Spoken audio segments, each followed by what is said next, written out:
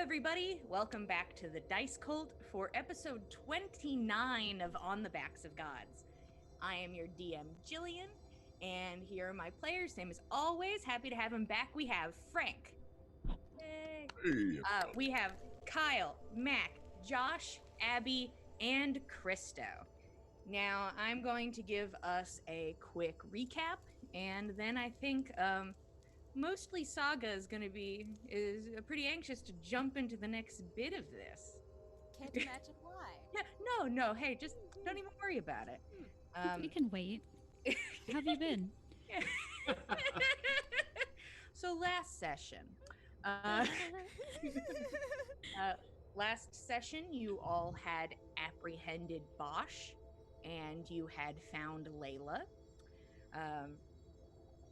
You ended up bound gag, drag him back to town after he started speaking about that the corruption is nature, and that this is what nature has become, and he is obligated to serve that. You drag him away after he does some whistling, which we all know whistles are followed by horrible monstrosities. Fenn gives just a good stuff. You know, sometimes the things, they work out the story. Nanna had fallen in a hole. First ranger in the hole. Fenn says, what ranger falls in the hole and then falls in the hole? It's all good stuff. I just appreciate all the rangers falling in holes. If anybody else wants to make a ranger and just fall into holes, your character will be accepted. Usually it's the bard that falls in holes. Oh boy. Boo, nah, big virgin energy, Roshan. Don't even lie. I went down that first manhole, and I'm looking to do it again. You're like, hey, listen, I'm good at one thing. One thing only, because Nanna's too thick.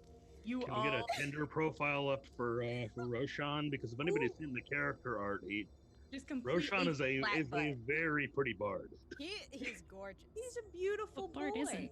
So then you guys are attacked by horrible, corrupted monsters, which they're there because Tordrekt is grabbed and pulled up into a tree. You all fight the monsters. Boom, boom, boom. Saga wild magics, turns invisible, hides in a bush. The usual. You guys defeat those monsters. Half the party is poisoned. You get back to town, dragging two of these creatures' bodies with them, with Saga using magic to just bludgeon them constantly so that they can't reform. It's mostly like little slaps. Little jellyfish slaps. Stop it. Stop it. Just. You all go back to Hoigercliff, and there you speak to Merritt, who seems to be in charge of the rangers there, who was hired to protect the town. All the rangers see you bring in these terrible fucking monsters and are like, what the fuck? To which they quickly burn them, one guy inhaling a lung full of spores. Now he's poisoned. You return Layla back home, give her some words of encouragement, but you're not sure if they really stick. The bodies are burned. Bosch is apprehended and taken away for questioning. You later find out that Bosch admits to everything.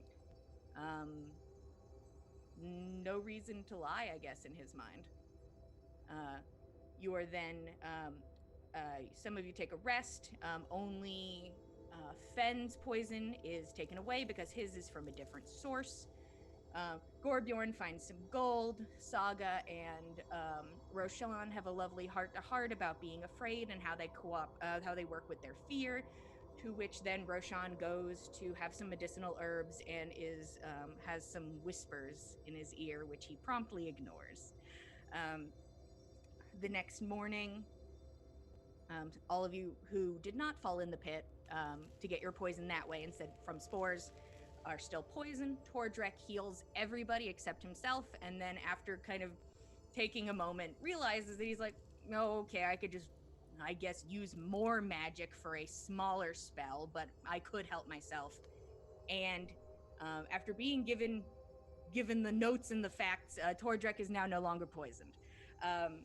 You all leave Hoigercliff, and you're heading towards Leminder Field.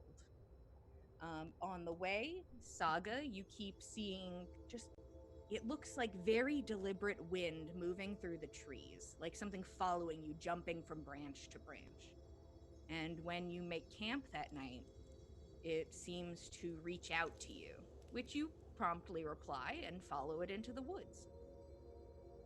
You follow this creature, which manifests itself in the visage of wind and grass and sticks and leaves, and speaks in the language of wind, which you do not understand. As you both kind of charades at each other for a moment, this being leads you towards an area of dried and dead brambles and pushes them away with a gust of wind. And you can see, about the size of a manhole cover, is a stone slab seated on the ground that has 6 consecutive circles. Each circle has the full runic alphabet on it.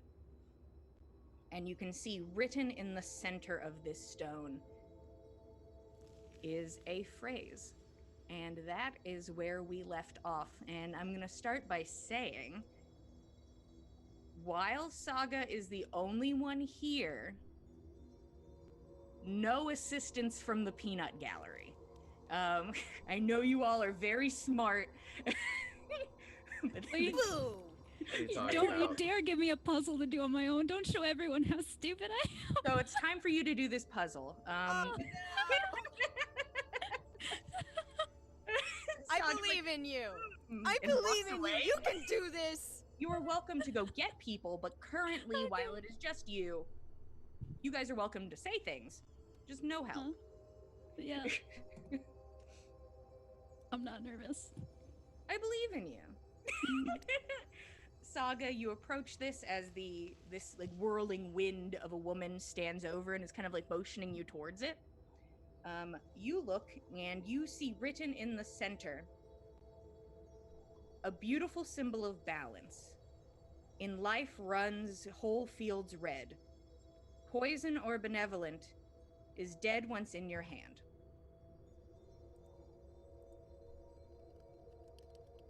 And you can see that there are 6 circles. You can tell there's like divots in between, like they could possibly move, you're not sure. But there are 6 consecutive circles around the statement. Can you give that statement one more time? Of course. That's a Please. great idea. That was a lot of words. Hey, I'll give you more later. Don't worry, everybody. A beautiful symbol of balance. In life runs whole fields red. Poison or benevolent is dead once in your hand. And you just have this spirit looming next to you, just like nodding and like motioning at it. Okay. Well, did Lady Satyr tell you to take me here? Or...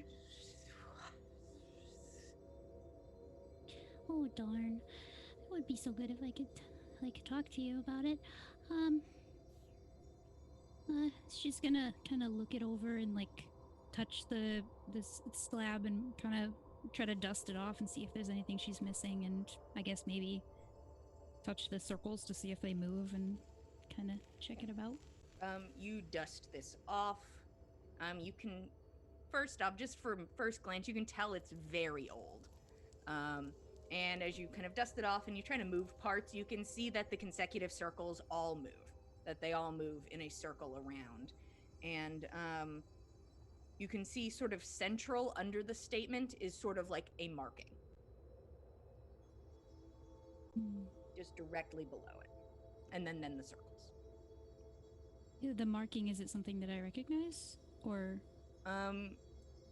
Yes, it is. To be pretty on the nose about it, it's kind of a marker. It is like a point.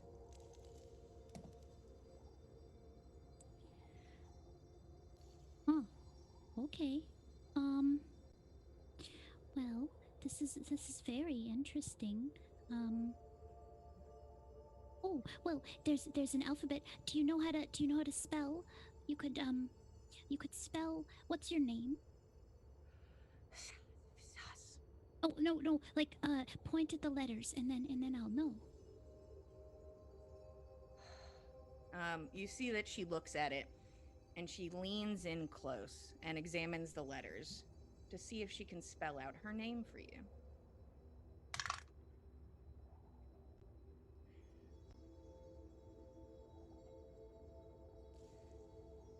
Roll insight.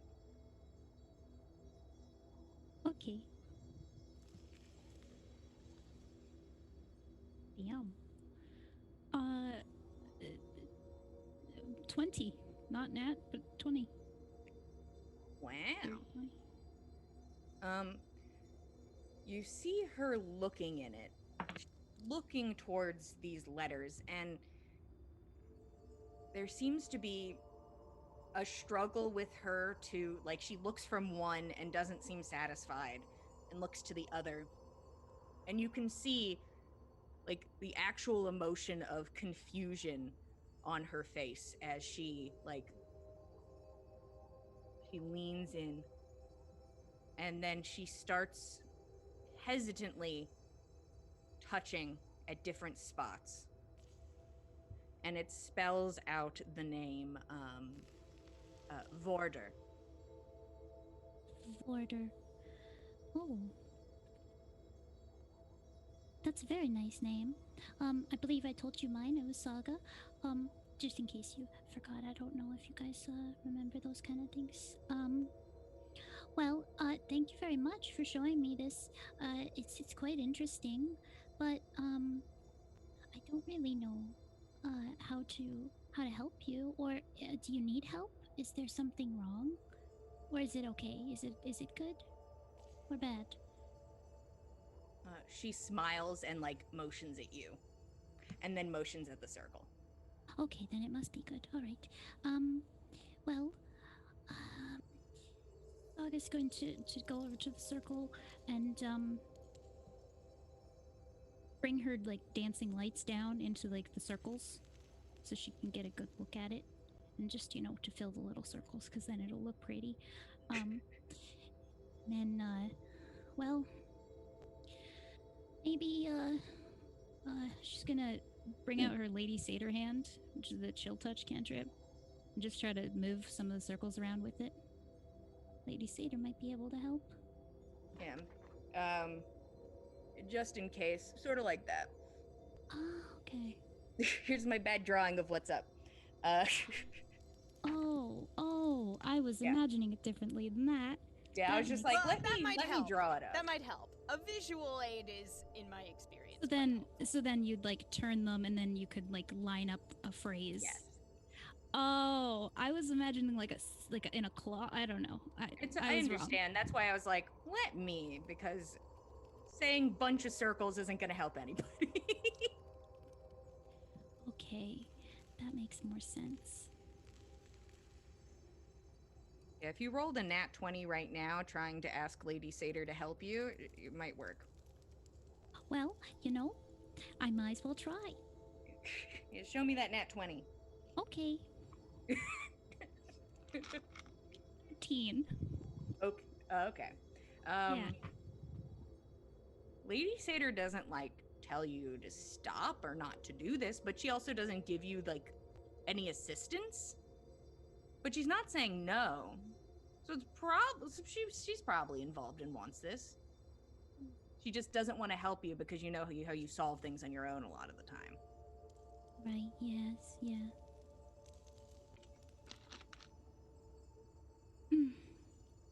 Well, thank you. Is it alright if I bring my friends? She kind of, like, tilts her head from side to side, sort of looking at you. She doesn't say, like, she doesn't shake her head or anything. She's just sort of looking at you. Well, yeah, I like to talk to them, and they're all very, very smart, and I think they'd like to meet you. So then, if they could meet you, that would be very fun. Oh, wonderful! Would you like to come with me? We can go get them together, and then we can all come here. You watch as she kind of looks back over at the circle, and then sort of, like, spins in on herself, and, like, kind of falls into a bush. Oh no. Did I offend you? I am so sorry. If that's not what you want to do, then that's okay. You don't, if you're shy, that's totally fine. I understand. Oh goodness, oh no. Foyer? Are you still here? You watch the bush like shake a little bit. Okay. Well, it's fine if you don't want to talk to them. I understand. Sometimes a lot of new people can be overwhelming. I have another friend that's kind of like that. His name is Brocky. But I'll go get my friends, and then, like, you don't have to talk to them if you don't want to. I can talk to them, but I'll be right back, okay? Okay. Little jiggle of a bush. Right. Saga's gonna run back to the camp. And then once she gets back there and sees everybody around the fire, she can be like, "Oh my goodness, guys, guess what?" What? Saga, you were gone for an awfully long while. What happened? Yes. Oh, so many things. So I don't know if I ever told you guys, but back when we were in that other forest, I was up in that tree. Remember that one time when I was in a tree? And I was talking to the tree because it was talking to me, and I gave it my Lady Satyr symbol, and then I played it a song, and it seemed to really like it. And then while we were in the cart, I saw some wind, and I think it was pretty much following us. And then when we were all sitting here at the camp, the wind came back, and I said hello, and it was like, and then I went with it, and it took me to this like cool slab, and it had a very interesting little puzzle thing, and I think it wants me to solve the puzzle, but I thought that you guys would find it very interesting, and before I like do something and blow up the place, I thought you guys should come. Saga, did you talk to a tree? That was Saga, a lot. You talked to a tree, and it spoke back? Yes, I couldn't understand what it was saying, which was unfortunate, but it was very, its name is Voyer. Voider? Voider. Yes. It told you its name. Yes. Oh, yes. On the thing that it brought me to in the woods, it has a whole bunch of letters on it, and then a bunch of like circles that you can move around, and then a very interesting little poem. And I think it knows Lady Satyr because it showed me the Lady Satyr symbol, and then it was pointing at that, and so I think Lady Satyr told the tree to tell me about that. What was pointing at the Lady Satyr symbol? Well, the Voider.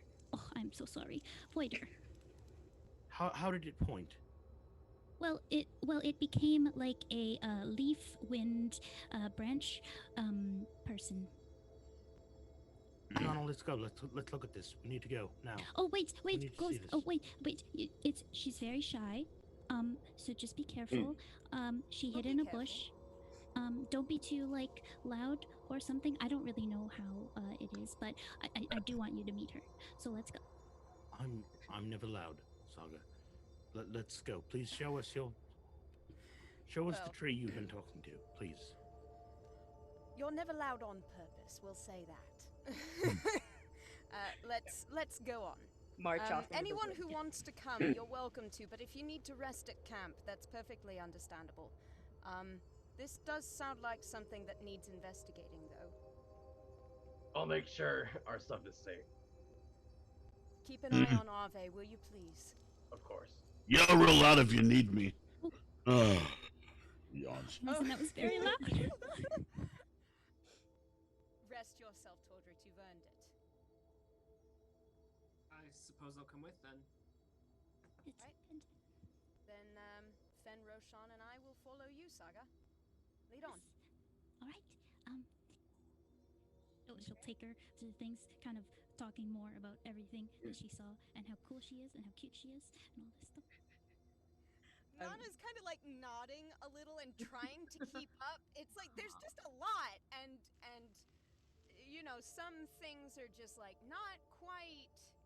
Yes, and then Lady Satyr spoke to me the other night in my dream. She hasn't actually spoke to me in a very long time, so I think this is like it correlates.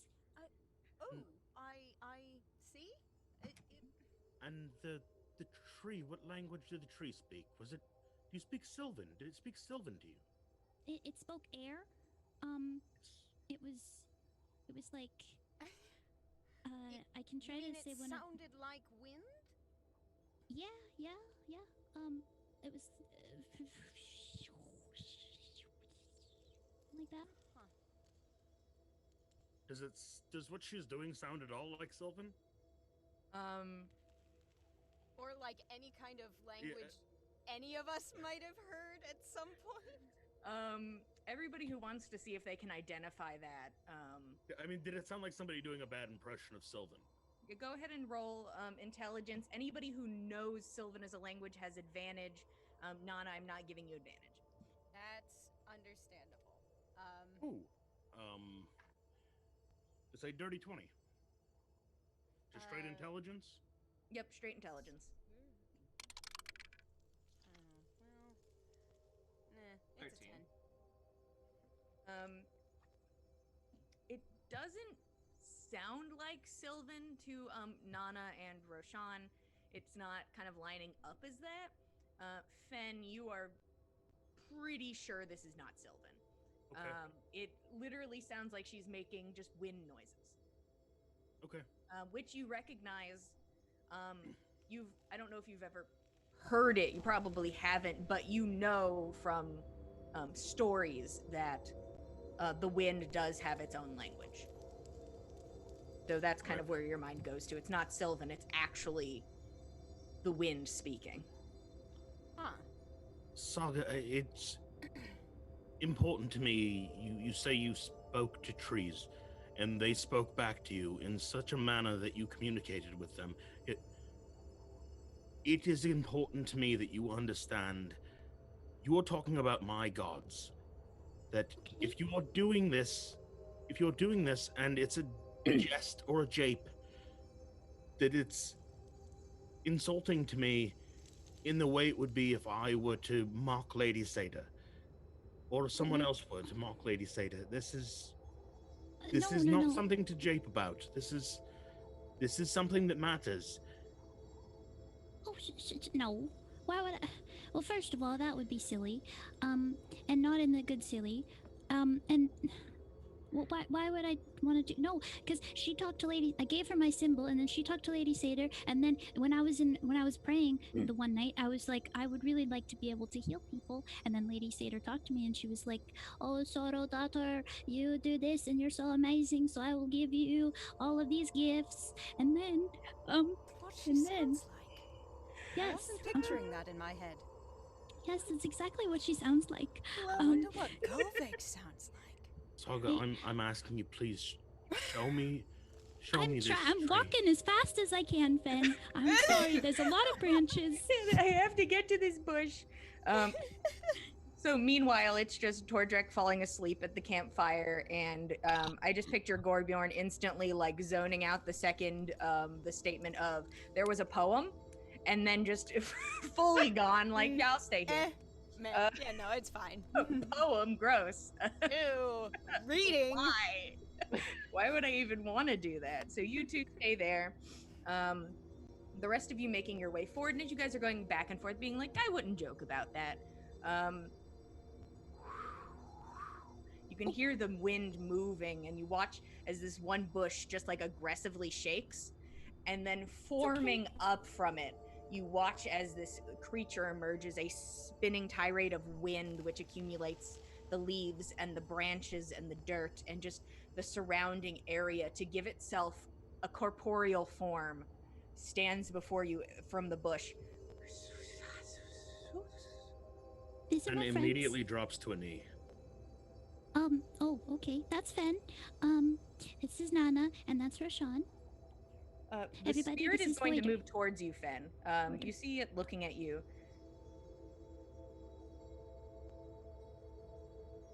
And it kind of like brushes your hair back.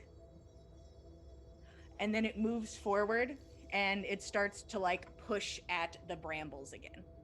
Yes, I'll run over to the slab and move it all back and be like, so this is it. That's the slab that Yes. Voider led you to? Voider. Yes, and you can see it says something about like poison and red, and that's kind of blood and stuff. So I was like healing and stuff, and I had asked Lady Seder about healing, and so that's probably the same thing. Huh. Well, I suppose we can all put our heads together and solve this. Thank you for leading Saga to this safely, Voida. You watch as Voida raises her hands, and clasped gently in the middle is the Lady Satyr symbol. Huh. She kept it.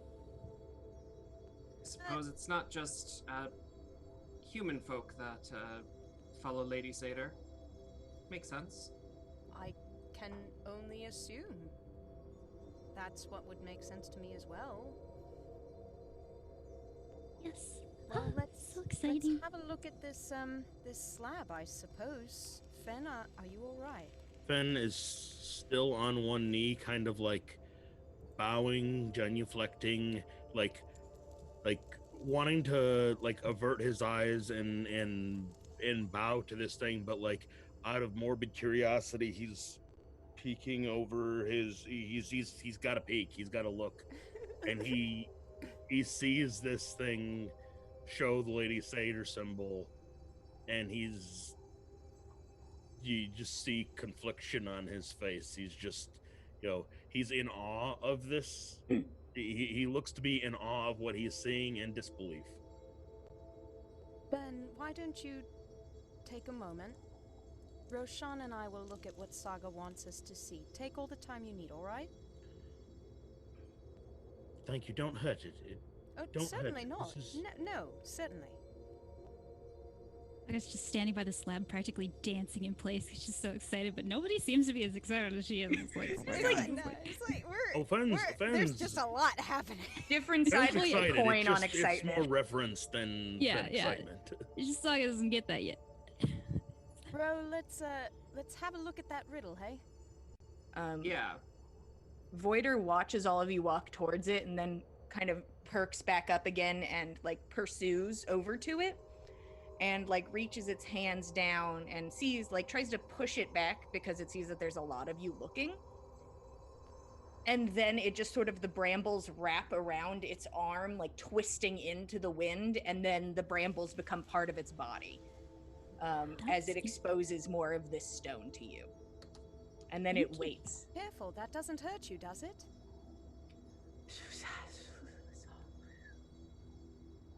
I can't get anything out of that, can I? No, not at all. No, okay. All right, it was worth asking. Yeah. Neato. You do see my problem there. Oh, but she did spell her name using the letters here. That's how I learned it. So she knows human writing. That's interesting. She's very smart, yes. Yeah, I can see. You're very smart. All right. Well, Nanna's going to take a look at the riddle that's inscribed on the thingamabob. Yeah, I'll give you guys the riddle again. Thank you. Please. A beautiful symbol of balance. In life runs whole fields red. Poison or benevolent is dead once in your hand. And there are 6 consecutive circles around the center one. Then the circles have the letters, like the full alphabet on each circle. Has the full alphabet on it. Okay. 6 letters. Okay. Huh. The letters aren't common, right? Yes, basically. All right. Everyone's like, yeah, these are letters.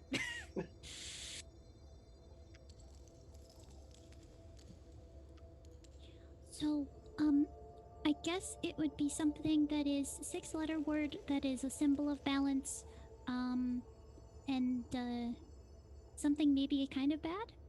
I was thinking something about corruption, but I think that word is too long. So it reminds me of poppies. It runs whole fields red and can be made into a kind of poison, but yes, Or a kind of medicine. But poppy and poppies doesn't quite fit. No.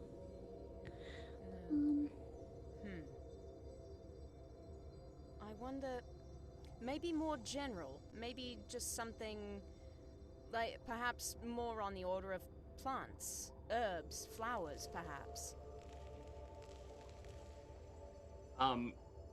Roshan will kneel down and just put in the word, twist the stone circles into the word flower. You start to move it around. You watch as the creature sort of looks at you and then sort of once again its whole body like compresses. It's almost like visually has a serpentine quality to it because it sort of moves down like almost like smoke would as it moves down into the bush. And it looks like it's just trying to get a closer look while Roshan starts to spin these slabs around. And as you put the R at the end of flower, you hear a clicking sound. Oh! Oh! Saga's like on the ground. All right, well, heave ho, right? Let's have a look. You're so smart. Oh my gosh. Have a look at what I heard a click. I'm afraid to.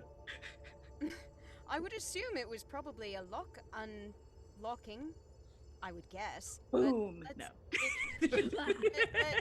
Let's take a look around here. Let's see. Nanna wants to kind of take a look around the edge of the slab, trying to find if maybe there's like a hinge or like a latch or some other kind of fastening that would indicate how it might open, if it is in fact something like a door. I'm gonna say with enough time, you kind of fiddling with it, you don't see that there's a hinge, you don't see anything like that. But as you're looking at it, you sort of give it a push, and it strains because a lot of shrubbery has grown up around it, but you can push it off and you can start to see like an opening beneath it, and you are instantly hit with like just a soft like gust of wind and the scent of like mildew and stagnant water. Ooh. Oh, well, nobody's been in here for a while. Roshan, help me push. Yes. I am very strong, yes. Yes. I mean, between the two of us not very strong people, and maybe Saga, who is also not very strong people, maybe the three of us can make up a pretty strong person. Fenn's there too. Fenn is there, awe. but he's just like genuflecting I'm going before through God, a spiritual basically. awakening. No, Fenn sees them messing with something, and like he's gonna get up to make sure they're not offending the forest somehow. Like honestly, he's making sure they're not breaking something that shouldn't be broken.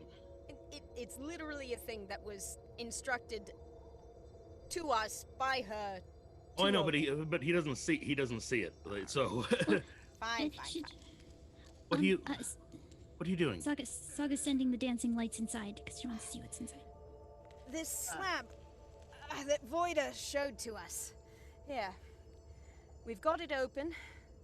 There was a riddle on it, and there seems to be a bit of a smell. I don't think anyone's been in here for very long.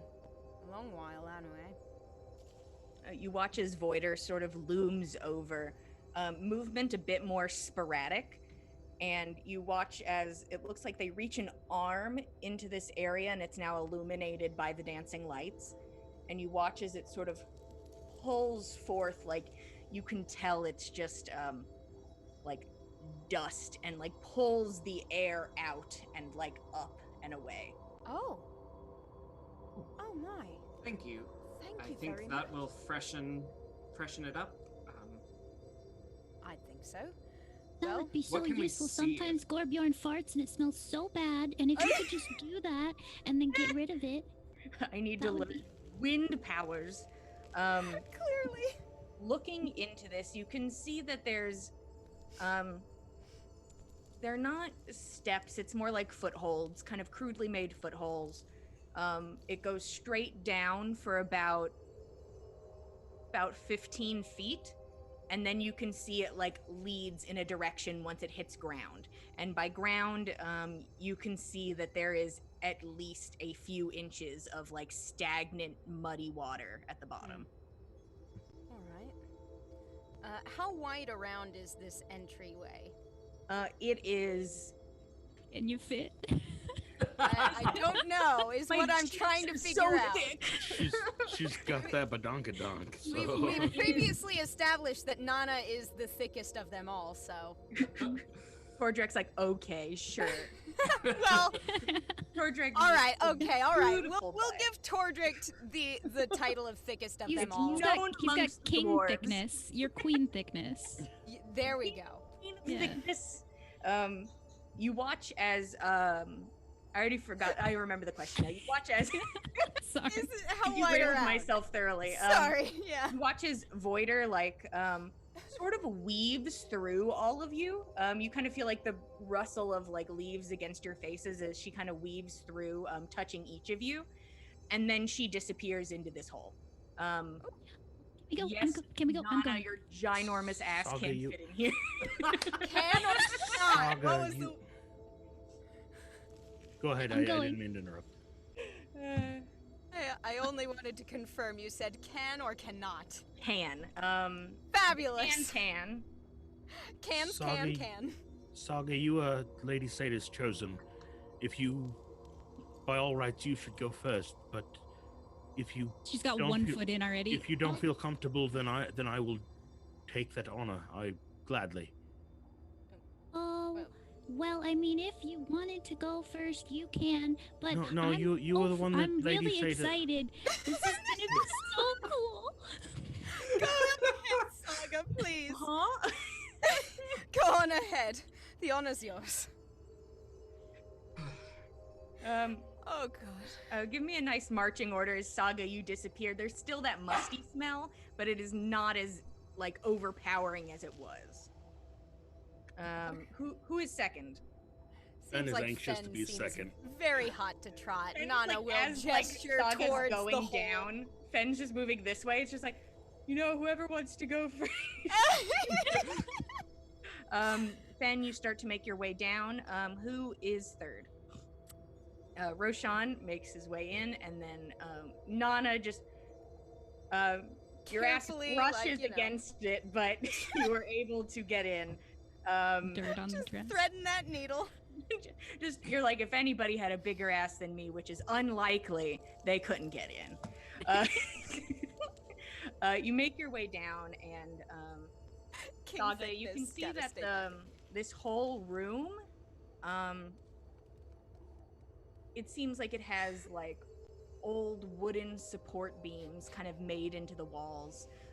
The walls themselves just, it is mostly just like packed dirt in most places, and the floor has about has a pretty, I'm not gonna say deep, but there's at most a foot deep of water at the bottom. Are you going to step in?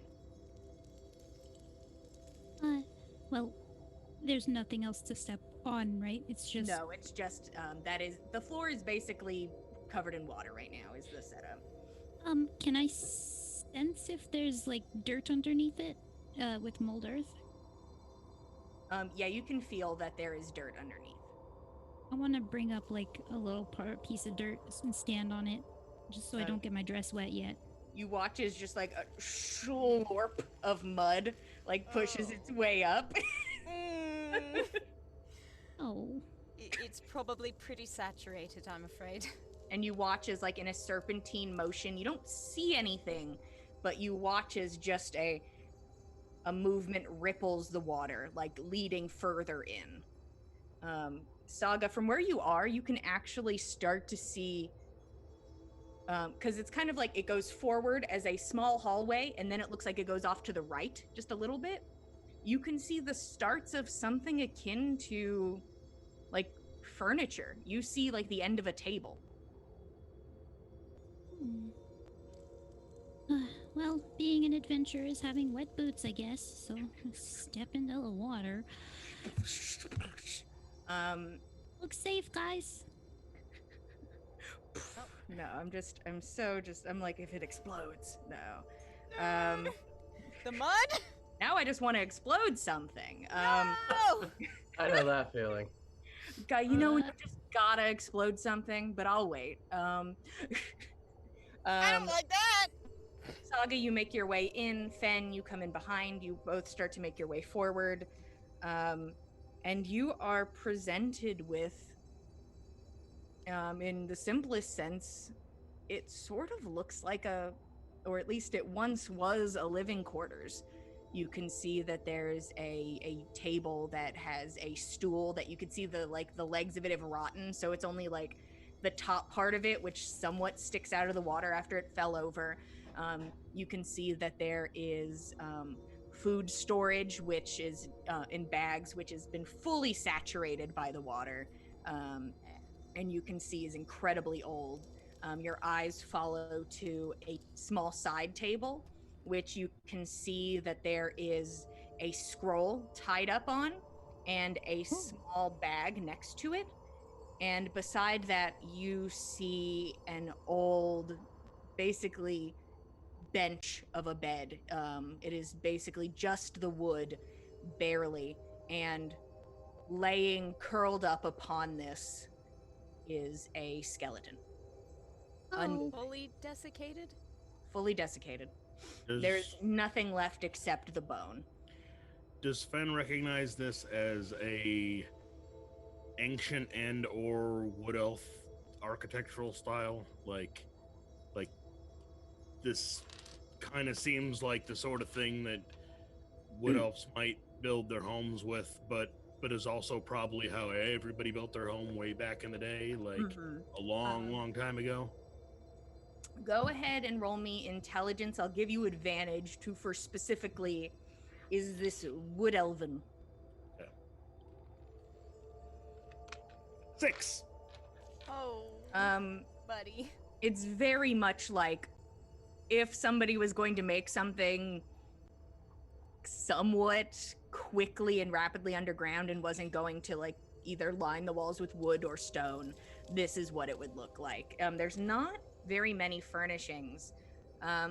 You can see there is something that was once akin to an altar, but it has been fully like taken in by the water. There's just only like the tippest top of an arch, which you know could fit into that setup, but besides that, that is gone. And this skeleton just lays there sort of curled up on the bed, unmoving. Saga's on the lookout for Lady Satyr symbols and anything interesting and shiny. And then, well, the bag and the scroll look kind of interesting, but they seem kind of close to this skeleton. So those are like the last thing, and she can like. You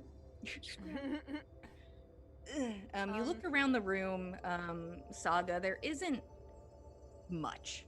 Basically, the things that stand out to you as actually being either not furniture or completely just destroyed by time and water, is the things on the table. And as you kind of inch closer to the skeleton, you can see that there is something around its neck and something, the only way to really put it is inside its neck. You can see that it is wearing a carved necklace, which has some gold filigree to it. You can see that on the underside of it, it has little Edelweiss flowers, white flowers with like kind of long or droopy petals, with some leaf filigree next to it. And coming up out of the center is this very elegant looking double-headed, double-bladed axe, which in the center of this you see kind of made from the shape itself is something.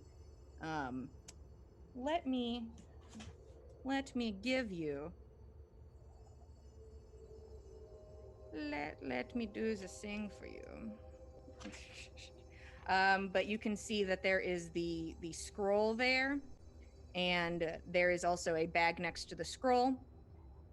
And then there's the necklace with the flowers and the axe containing this symbol. Oh, that's almost sort of like the Lady Satyr symbol, kind of, sort of. And then you can dissimilar. see in this skeleton's throat is a gold coin. And you recognize that it looks like the coin you were given. Oh. That. And What? What is it? can you get me the necklace and the shiny thing that's on that guy? Yes, yeah, no, not a problem. And Fenn's gonna take a look at the corpse and see if he can see if there's any indication of age or how old this is, or if it was man or elf or dwarf or anything. You know, if there's any indication of that as he's trying to unhasp the necklace. Okay. Go ahead and roll me investigation. Ooh. 22. Ooh. Okay, so from Hot what dog. you can gather, the first thing that pops out as pretty strange to you is, besides the completely probably eaten by fish skeleton turned to barnacles that you found back when you were in that ocean cave, you realize you've really just never seen a full skeleton like in the place it died. Because normally the skeleton kind of gets up, surrounded by whatever meat is left, and goes somewhere. There seems to be no sign of it. Where you are looking currently, this looks like where and how this thing died. It died right there. And did not, maybe the flesh just popped off and left, but there's no sign of movement. Just popping off. Just like, you know. It just gets up and walks away like a little meatloaf man. Um, Yeah, Oh know, God, like meatloaf man. Super Meat Boy. Gross. You started it. I did. That's true. My notes say I started it. Can't lie. Nanna, Yes. this body must be incredibly old. Before the fall, before the war, before the cataclysm. It's stayed in the same place. Unless someone boiled the flesh from these bones and set it here. Corruption hasn't touched this place. Or it was dead long before the corruption took place. Either that, or someone managed to purify this entire locale of any trace of corruption. But honestly, your idea is probably more right than mine. While they're having this conversation, Roshan says a few words under his breath and then blinks his eyes, and his eyes open up and they're completely black, and he's cast Detect Magic. Is there any clues as to why this corpse may have not gotten up and walked away from the magical side of things? I mean, besides the fact that the door was closed. Well, And then it rises from the water.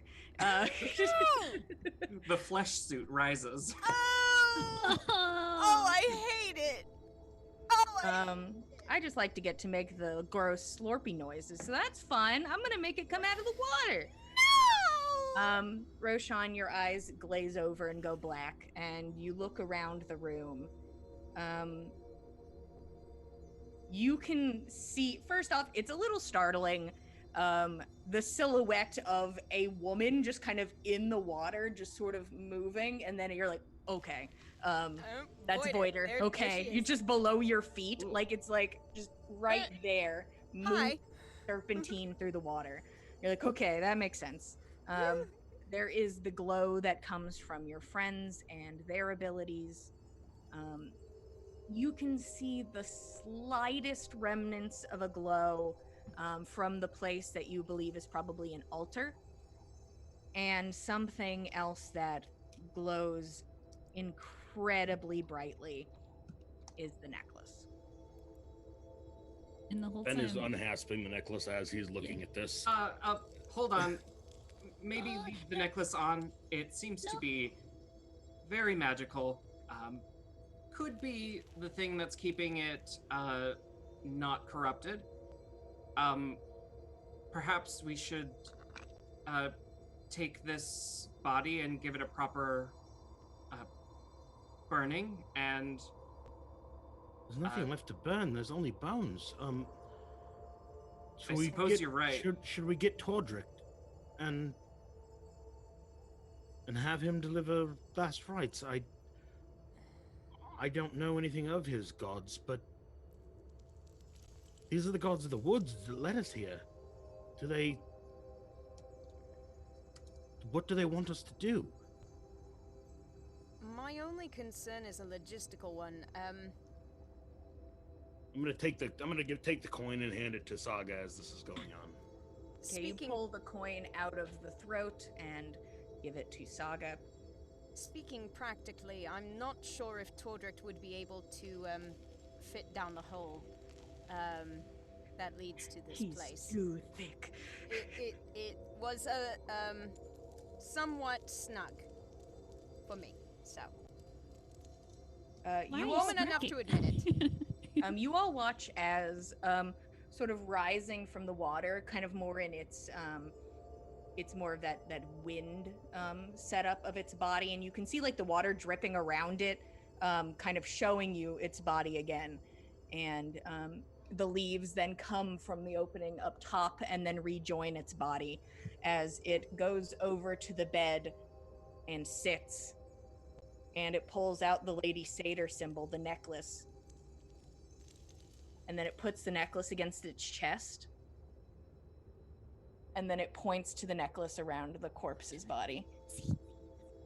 See, I should have that. It looks to be meant as a gift. It's so pretty. It rather is. Pretty. I don't disagree with you, Saga. I suppose this corpse probably doesn't have the wherewithal to fight us. Just be about your guard if we're going to remove its necklace. There shouldn't be any fighting here. We don't want... If it looks like this will turn to a fight, I need everyone to leave. This is sacred, hallowed ground. The wood is speaking to us. The forest is speaking to us. We should not do violence in its presence unless there's something we can take from it and give back to it. That's the way exchanges work with the forest. We only take what we need, and we give back when we can. There's no wrathful violence. There's no vengeance here. Of course. I do believe that this is fair trade with the forest, though. Saga has given the Lady Satyr symbol freely to Voida, and it seems to me Voida is offering this necklace to Saga. Saga, I will take this for you, but I think it might be important that you take it yourself, being that the exchange was made with you. You gave it the necklace, and it wants you to have it. I don't want to offend it by taking it myself and handing it to you. The woods have a very particular way about things. I can do this for you if you wish me to, but I don't want to offend these spirits. I don't really want to touch it though. If you want me to, I will, but I don't want to offend these spirits. Voider, is it okay if he grabs it and then gives it to me? Like, I'll still take it, and I really like it. It's a super cool gift, and I think it's really pretty, and I want it. But like, that's gross. So then if he grabs it, then I don't have to deal with it. Voider looks to you and watches you talk. how most people listen to me. You're like, yeah, that makes sense. Yeah. Yeah. That tracks. The spirit makes no move to do anything. The spirit just looked remains. positive. Is Voidir the form of Voidir the approximately the same size and shape as the skeleton? You take a kind of a glance between the two. Visually, Voidir is bigger. Okay. Whilst they are talking about grabbing the necklace, I will grab the scroll and very gingerly open it up. Okay. You see Voidir makes no move to basically stop anybody from doing anything. She just seems to kind of patiently be watching, just trying to give small encouragements occasionally. Roshan, I'm going to send you a message in the Zoom, and hopefully it all works out. What is on the scroll, and as you touch the bag next to it, you can feel that there are coins inside. Okay. So here you go. That is for you. Little long, but for funsies. The coin that I handed Saga. Saga, can I see that coin for a moment? Okay, can you give it back though? I will, obviously, yes, of course. I have 2 of them now. Can I make any sense of the queen or king or anything that's stamped upon this coin? Can I date it at all? You're welcome to roll history. Okay. Yeah, well, that's... I think I want to make little earrings with them. I think they'd look pretty cute on one on each side, maybe. 17.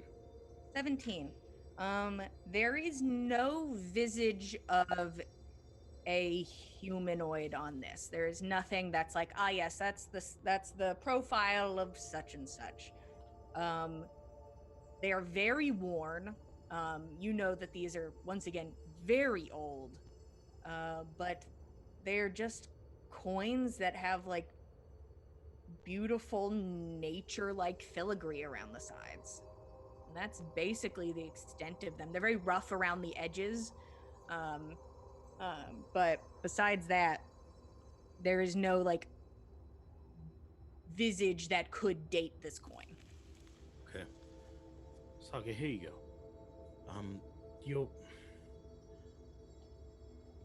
That coin doesn't come from any chiefdom or jarldom or kingdom that I'm aware of. It's very old. It's as old as any... It predates any currency that I'm aware of. It may predate currency as we know it. It may be more ornamental than anything. I want to pull out the other one and make sure they look the same, or check and show. You can see that the coins are similar, similar size, similar shape, similar imagery, but it is not the same.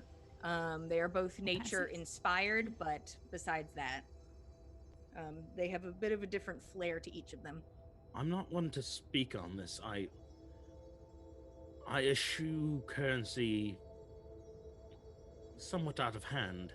I understand its worth in the world, but my community is still somewhat resistant to it, although they're starting to adopt it now. But I know that they're usually monarchs or chiefs or great persons imprinted on coin, and I don't see that here. These must be very, very old, or at least of a startup, someone trying to make their own currency that in their system never took off. They don't match anything I've ever seen. Go ahead. Wait, you said that they put great people on it. Nature's really great, and it feeds us, and it keeps us safe and stuff most of the time. Nature is very great, but nature doesn't make coins. It's men and women who want to see their image stamped on things that last all of eternity. Nature will outlast them all, regardless, and therefore has no need to stamp its image on something of metal. Jillian, did you say that the coin has the sideways hourglass symbol as well? The coins do not. Okay. So Roshan speaks up and says, that symbol on the axe, it seems to be perhaps the symbol of a goddess Foreseat. Do I know anything about Foreseat? You look at it. I'll just real fast. This is going to be Forset. Forset. And go ahead and roll me either religion or history. Could I maybe roll for that as well? Just on the off chance I might have heard the name? Sure. Can I do it too? Hell yeah! Everybody Why roll me not? some beautiful history or religion. They're both the same This for is not me. Fenn's. This is not Fenn's thing. Oh, not mine either. 9. Apparently not mine either. 19 religion. All right. Thank God for Roshan. 8. So the name sounds similar to another god's name that you've heard of. You think it was something like Forseti, Forseti. You can't remember because it wasn't a god that you actively looked at. The name is different on this. You don't know if they are relevant to each other or not. You know that that god was a symbol of justice and balance, a type of meditation. And you realize that like the symbols on the necklace are similar things to what is used as the kind of the items associated with said god. That they are known for Edelweiss flowers and the dual-headed axe and balance. Okay. So Roshan also says, conveys some of that information. I think Forset is a deity of balance, at least from what I can tell in this note.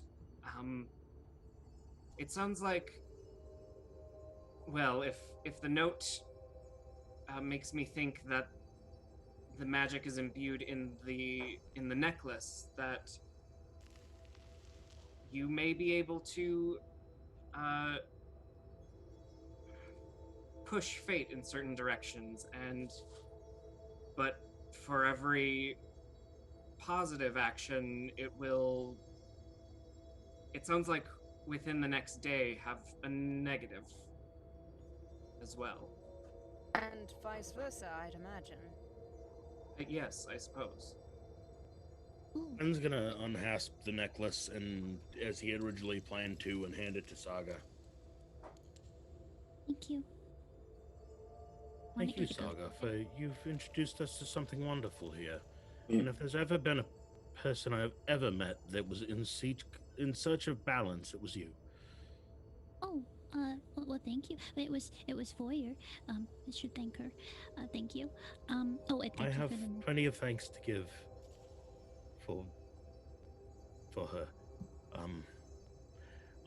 Fenn's gonna wander over and look at the altar and just take that in and see if there's anything in the symbols or the runes or anything like that he can glean from that while the rest of the party talks. Yeah, go ahead and roll religion. Okay. And go ahead if you guys wanted to do or say anything. Well, Nanna's going to... It's an 11. Okay. Nanna's gonna pick up the bag, which I'm sure she probably heard a couple coins clinking as Roshan's hand kind of brushed against it and kind of like jangles it a little. Gorbjorn would kill us if we didn't bring this back. Unless you, Saga, would like to keep them. Naturally, you were shown here by Voida. You have first dibs. Oh, well, I don't know. Just like enough for maybe some trinkets and then some buns at the store. That would be good. I'm sure that would be more than fair. Why Okay. don't you take what you want from the pouch, and I'm sure Gorbjorn will be very, very happy with whatever we bring back. Okay. It's so heavy. So, what all was in that note, Roshan? What is that note? Did it seem to be written by? I think it was written by this person. It's not a last will and testament. It's a story about how they were given this gift based on their morality and judgment, and that they wear the symbol of balance, for that is the message of which their god spoke. And it tells 3 tales of how they wished for something to happen, and it did, but then an equal but opposite action took place in the next day. It sounds potentially helpful, but also potentially dangerous. It's kind of like how my magic works. I can do really cool things, and Lady Satyr lets me do so cool things. But you know, I can kind of lose control sometimes. But it's not a guarantee. Well, like it could be that this necklace was meant to find you. That is Symbols what it sounds are like. very similar. The sideways hourglass and Lady Satyr symbol. Not wrong. Lady Satyr does seem to deal in fates and guiding her chosen towards certain ends, which I would assume a being of balance would also desire. Yes, and she kept showing me the Lady Satyr symbol, and Lady Satyr was talking to me last night. So yes, I think this is mine. Yes, I think so. And your Lady Satyr brought you here to talk to the forest. She presented you with a symbol of your Lady Satyr. Yes. Saga, when you have an opportunity, you and I need to have a talk. Oh, of course. Yeah, well, sure. I have lots of things that I can talk about. Unless you wanted to talk about something, then totally go for it. Let us take a watch together at some point, and we'll share our words, we'll share our experiences, and you can tell me everything you know of your Lady Satyr. Oh yes, absolutely. I can do that for you. I will give you. I started making those brochures, and so I can give you one of those, and then I'll tell you all about them. As one of Fenn's closest friends, I think I can say that with, maybe some authority. Only friend, let's be honest. Oh, come on. Who's the rest of the party then? You can't be shortchanging Gorbjorn here. We've only known them for like 2 months at most. Well, Gorbjorn I've known a little bit longer, and Roshan I've seen perform in a couple of bars. But like, as far as friends go, like, I see how it is. Gorbjorn's the prettiest, but. Hey now! No, I'm kidding. Would Nanna see this as being like very, very different from how Fenn's been for a while? I'm gonna leave that up to you. I don't think that's something I can really answer. That's something based on Nanna's experiences and what Nanna knows to be her experience. Does this look with to be Fenn. like a change that has come over Fenn? The way that he's speaking, the way that he seems to be emoting here? I'm going to leave that to you. That's 100% up to you, how you feel about it, or what you see is happening. Saga, you put the necklace on, and you watch as Voider moves and goes over to you, and then she looks at you. I look cute. And she puts the Lady Satyr necklace around her neck, and like does the motion you were doing. Look at. And she starts to weave her way around the room, and she goes over to the altar next to Fenn. Splash over. Sploosh, sploosh, sploosh. Everybody. Yeah, when she approaches, Fenn's gonna take a knee again. Also, Ooh, you're going to ruin your leggings. Sploosh, sploosh. My leggings. She looks at you, Fenn, and then looks at the altar. And she places her hand upon just a bit of stone from the arch that hasn't fully sunk into the ground. And you can see that the stones have like carvings in them, designs, and she sort of starts to wipe away one of the stones, and you feel that she like places a hand behind your head and is trying to like move your head against the wall. Okay. No. He's gonna smack Knock her. him out. No. She's like, Fenn doesn't like to be touched, but this is, in his eyes, it's the equivalent of an angel. So he's gonna go ahead and do the same thing. He's gonna comply. She very tender. It almost feels like it's of your own accord, but you can just feel like a cool wind on the back of your scalp. Gently moves your head forward just a few inches until your forehead rests against the stone, and you pull back, and the designs from that were carved onto this piece of stone, very straightforward, out of the mud that was there, but creates a design on your forehead, the symbol of balance. And that is where we shall take our break. I don't want to stop. I know, right? Neither do I, but You guys are cool.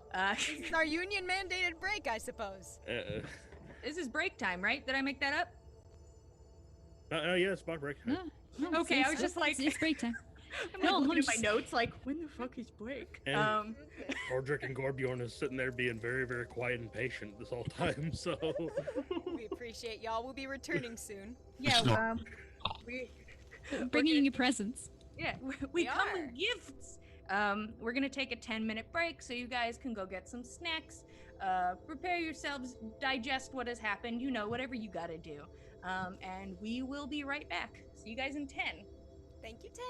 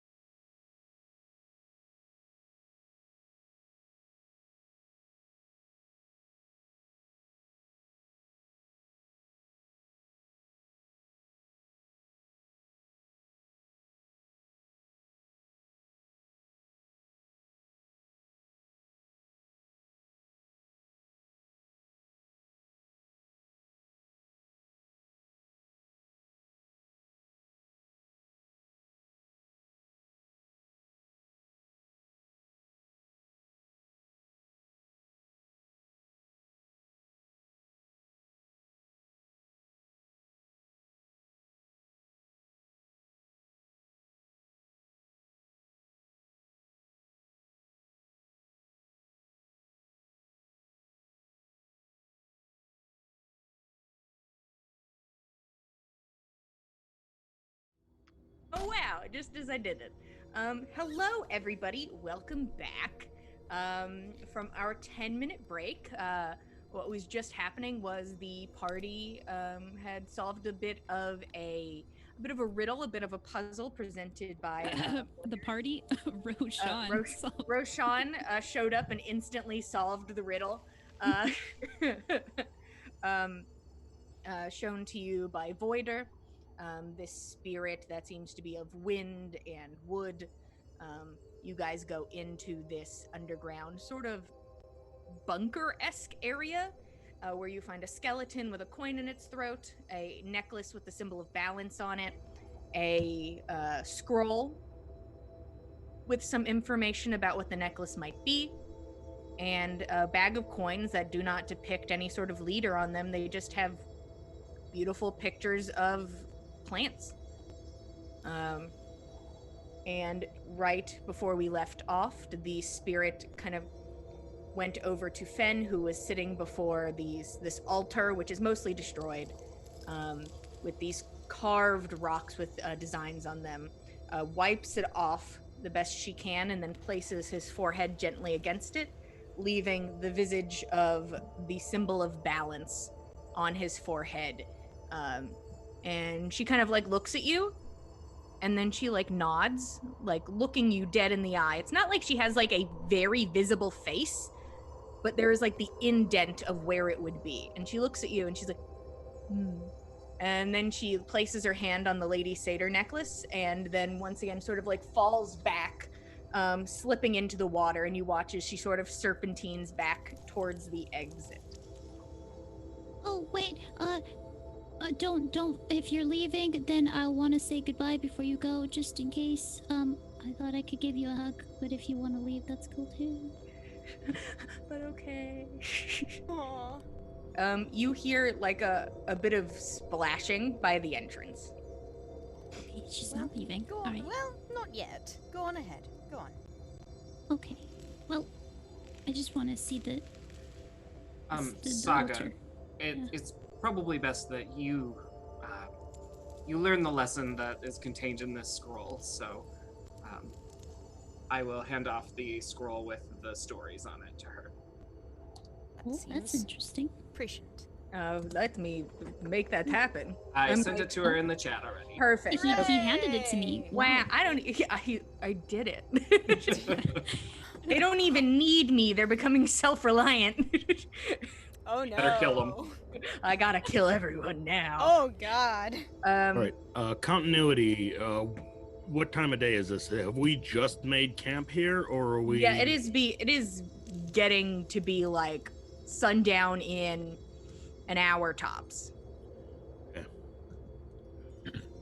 Tordrekt tossed and turned the whole time they were gone, thinking, I should have went. I know I'm tired, but I know I should have went. And so after all this time, he's going to use the sending spell and send word to Nanna and just ask if everything's okay. Oh. Does Nanna have to speak out loud for this reply to go back to I believe you could do it in your head. Nanna thinks real hard. Nanna, are you okay? Yeah. Oh yes. I just got a sending spell, I think, from Tordrekt. He wanted to make sure everything was all right. I'm going to let him know we're on our way back. Nanna kind of like concentrates a little minute and thinks back. Saga led us to a strange shelter in the forest. We're bringing back some nice gifts. We'll be there soon. Okay. Tordrekt, you get that message back. Is there a place? Is there a place around this altar that's not underwater? Is there a dais or anything like that, or is it's entirely sunken? It is entirely sunken. Okay, so when we make our way out of the hole, Nanna, Saga, Roshan, I'm gonna stay here for a bit, and just spend some time here. This is an important place. I'll rejoin you. I'll rejoin you. I'll find a camp, and I'll be with you. In a matter of hours. And Fenn's gonna take his meditation there, just outside the hole, and he's gonna think real hard on the forest and the gods there within. Yeah, anything else from anybody before you go? I know Saga wanted to take a look at the altar itself. Yeah, before we leave, I want to take a look at the altar and then make a rubbing of like the spot where Fenn got bopped. You just write over it and like Gentle boop. just like a banner. It's just like the bonk spot. Just Yeah. The boop spot, the bonk spot. Yeah, you're before able to... before we leave, also, I think we should give this person their last rites. Yes. We don't have any any knowledge of whether a corpse is corruptible at this point, but with the loss of the magic, which I'm assuming kept it here, I think we should burn it and give them their final rites, because I don't think they've had those. Let's do what we can for them. It's rather damp in here, and I'm not frankly sure that the body would come in one piece if we tried to move it, and that might be next to desecration as far as they're concerned. But let's see what we can do shy of full and proper cremation. Yeah. What would you guys like to do? Is there any tradition that Nanna knows about from Galunder, where... I mean, I know that in this world, the corruption means if it's dead, it gets the burn. Mm-hmm. But, like, in the case of, I guess, bones that are found in the wilderness that have been desiccated by the elements or just abandoned by the corruption or whatever, is there any kind of precedent, any kind of tradition for that?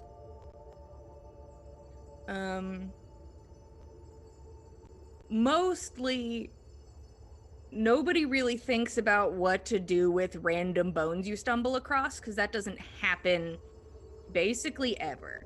That is not something common, and if you come across something corrupted, you kill it and you burn it. That is just what people do. You don't know if this is a completely different situation or not, but if you or Rashawn or somebody had something that they think is a good idea, or if they want to leave it alone, or if you want to try and gather up the pieces and toss it in a fire, whatever you guys want to do. Did I see anything at the altar? Are you looking for something in particular? Well, Lady Satyr symbols, and then any other little symbols of other gods, maybe? Or any, like, little messages or something that are maybe hints to one of my prophecies or wars. You go over and look at the slab, and you're trying to glance it over. Go ahead and give me investigation. Okay.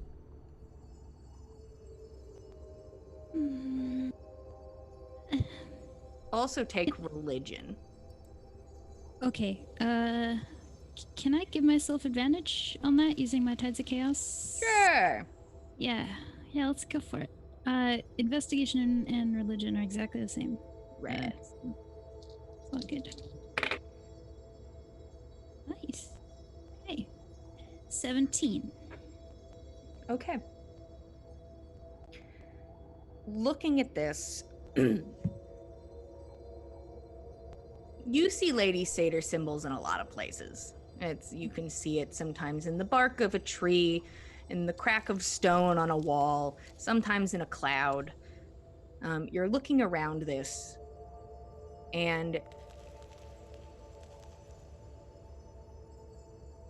You run your hands across, and you can see that there's different types of runes carved into the bricks. And as you're following these, your hand slips into the water, and you feel these stones, and you can feel one that's sort of unseated itself from the wall a bit, and you pop it up, and you look at it, and not very big. And there's a couple other runes on there, but small and as clear as day to you, in the center of this stone is the Lady Satyr symbol. I knew I would find you here. Okay. I'll just do. I want to do a quick prayer at the. I'll put the stone kind of on the altar, where I can see it, if it can sit on there. And I want to do a quick prayer to Lady Satyr. And just say, thank you for bringing me here, and thank you for sending Voyeur. She was very nice, and I brought everybody, and they enjoyed it very much, and thank you so much. I don't know if it was you with the gift or Voyeur, but appreciated nonetheless, and I don't know if this is the healing or if there'll be more healing later. I'm not asking for more, but in case that I could have it, that is still a great thing. Otherwise, this is very wonderful, and thank you for everything. Okay. You pray, and then do you take the stone, and that's the last thing you want to do in here? That's the last thing that Saga's going to do. Okay. Team, are we going to do something with the body? Are you doing something with the body? I think we should gather it up and bring it back to camp. It's the only way things have been done for a very long time, so. Well, I don't necessarily want to take it far from here, but camp would probably be the best place to do this poor soul justice. Yes, I mean, I guess that it could be corrupted again if we just leave it, but if you were dead and, okay, well, I guess it's kind of hard to say what you would want, but like if you had died in your bed and it was very nice and pleasant, I mean, as pleasant as death can be, would you want somebody to take you out and burn you? I mean, in the very specific circumstances where we've found this specific corpse, which is not like literally any other corpse I have ever found in my life, it's hard to say, but I suppose it seems this person died in some measure of peace. I can't make out any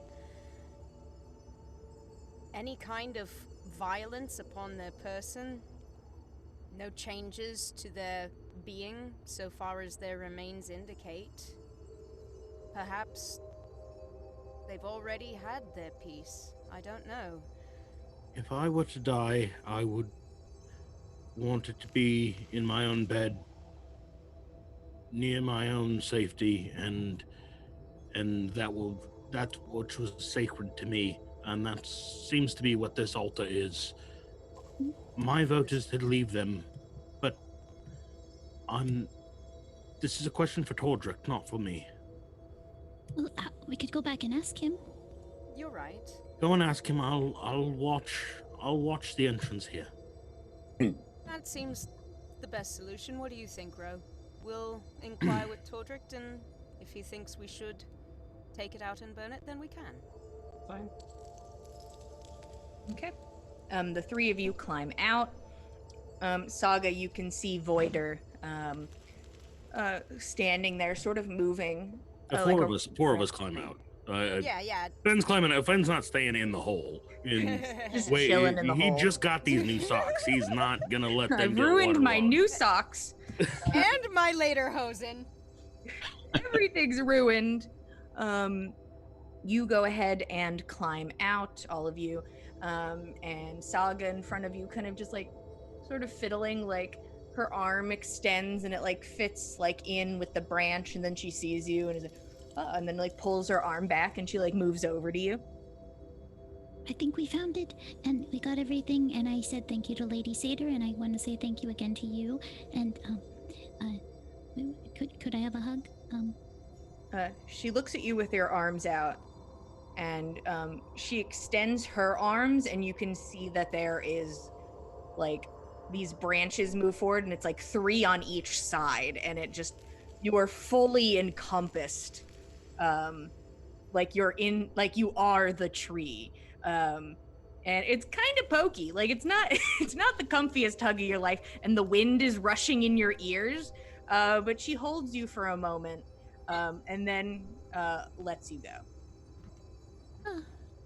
Oh, well, okay. Yes, it was very nice to meet you. And if you would like to follow us more, I'm sure nobody would say that is no. Yeah, it would be totally fine. But yes, thank you. I just love the idea of you guys just casually going places for the rest of the campaign, and somebody's just like, what the fuck's that? And there's just like a bush shaking, and you're like, oh, that's just the spirit that follows us around sometimes. Sometimes the wood spirit, it just decided to stay with us because I offered, and now it's just here all the time. It just chills over there. Don't worry about it. Oh, Fenn is definitely on a knee as it's hugging Saga. Like, Fenn is in full reverence of this thing, bestowing its graces on Saga. So I know that basically like King Arthur being anointed by the Lady of the Lake or something. I know he's not, but I just picture just full weeping. Just the Lord giveth just full. I know he's not, but it's just a beautiful visage. And you watch as she doesn't seem like she's going to follow you, but she does not like disappear or like run away, but you can see her just sort of move into one of the trees, and you can watch as like almost like a squirrel running across the branches. You watch as they kind of bounce and move. So she just kind of steps to the side and morphs into this tree. I'm gonna pull out my what the hell is it? The instrument that I have. Dulcimer. Dulcimer. I forget what it is every time. And I'm just gonna play a little tune on our way back. Okay. As a little thank you. Fenn, you're gonna stay behind, make sure everything's cool, and also this to you is a very beautiful religious spot, a spiritual area. You all start heading your way back. Saga playing a little ditty, going to ask Tordrekt about how he feels about a skeleton, which I'm sure is his favorite topic, is to be asked about skeletons. So with a lot of items, I don't exactly tell you what it does, but in this note, it basically says what is the function of the necklace, and I'm going to tell you, and everybody can know, because why not? Ooh, hooray! Once a day, Saga, before or after a roll, you can decide to succeed. You can decide that the roll is a success once a day. But and you can decide on a failure, can't you? I will pick a failure of similar magnitude, and I can hold on to them as long as I want. Yep. Failure for Saga or failure for anyone? Saga is the one using it. Okay. So an example would be if Saga, you went for an attack and you missed and decided that you would like to hit. Once a day you can do that, but then there will be a miss in your future, and I decide when that miss is. So basically that. A symbol of balance. You may use it when you feel necessary. The more important the success, the more devastating the failure. Lovely. Did she pick a failure? No. No, I pick the failure. And I okay, pick but one. Could she pick a failure and you give her a success later on? No. It does not do vice versa. Oh. It is only Nanna's you can theory give yourself is right success. But I will swiftly take it in some sort of other situation. Big or small, it could be you decide to talk well to somebody, have a conversation that goes well, and then there will be a conversation that doesn't. So it just depends. If you use it on a death saving throw, you get the gist. Yeah. Sounds good. cool. So when the message comes back, Tordrekt will let Gorbjorn know that everybody is doing all right. And he offers Gorbjorn a bit of drink if he's interested. I'll put down from swinging my sword and take some beer with you. Of course. The back just like swinging his sword. He's like, oh, okay. Oh yeah, beer? Hell And then- yeah. Tordrekt says, "Actually, I came over because you were swinging your sword. A long time ago, I was being trained to be a fighter for the dwarven people. My family, my clan, and I ended that training, and I wanted to talk to you. Maybe you could show me some things, like with the axe. I really didn't get a lot of training with the axe."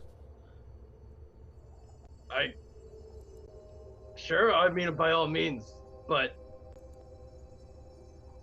I'm also kind of interested in something else. How do you, heal and do everything you do? Oh, well, none of that stuff is me. That's the Nine Sisters. Everybody getting converted today. They're, well, let's sit down and have some more drink. I'll show you.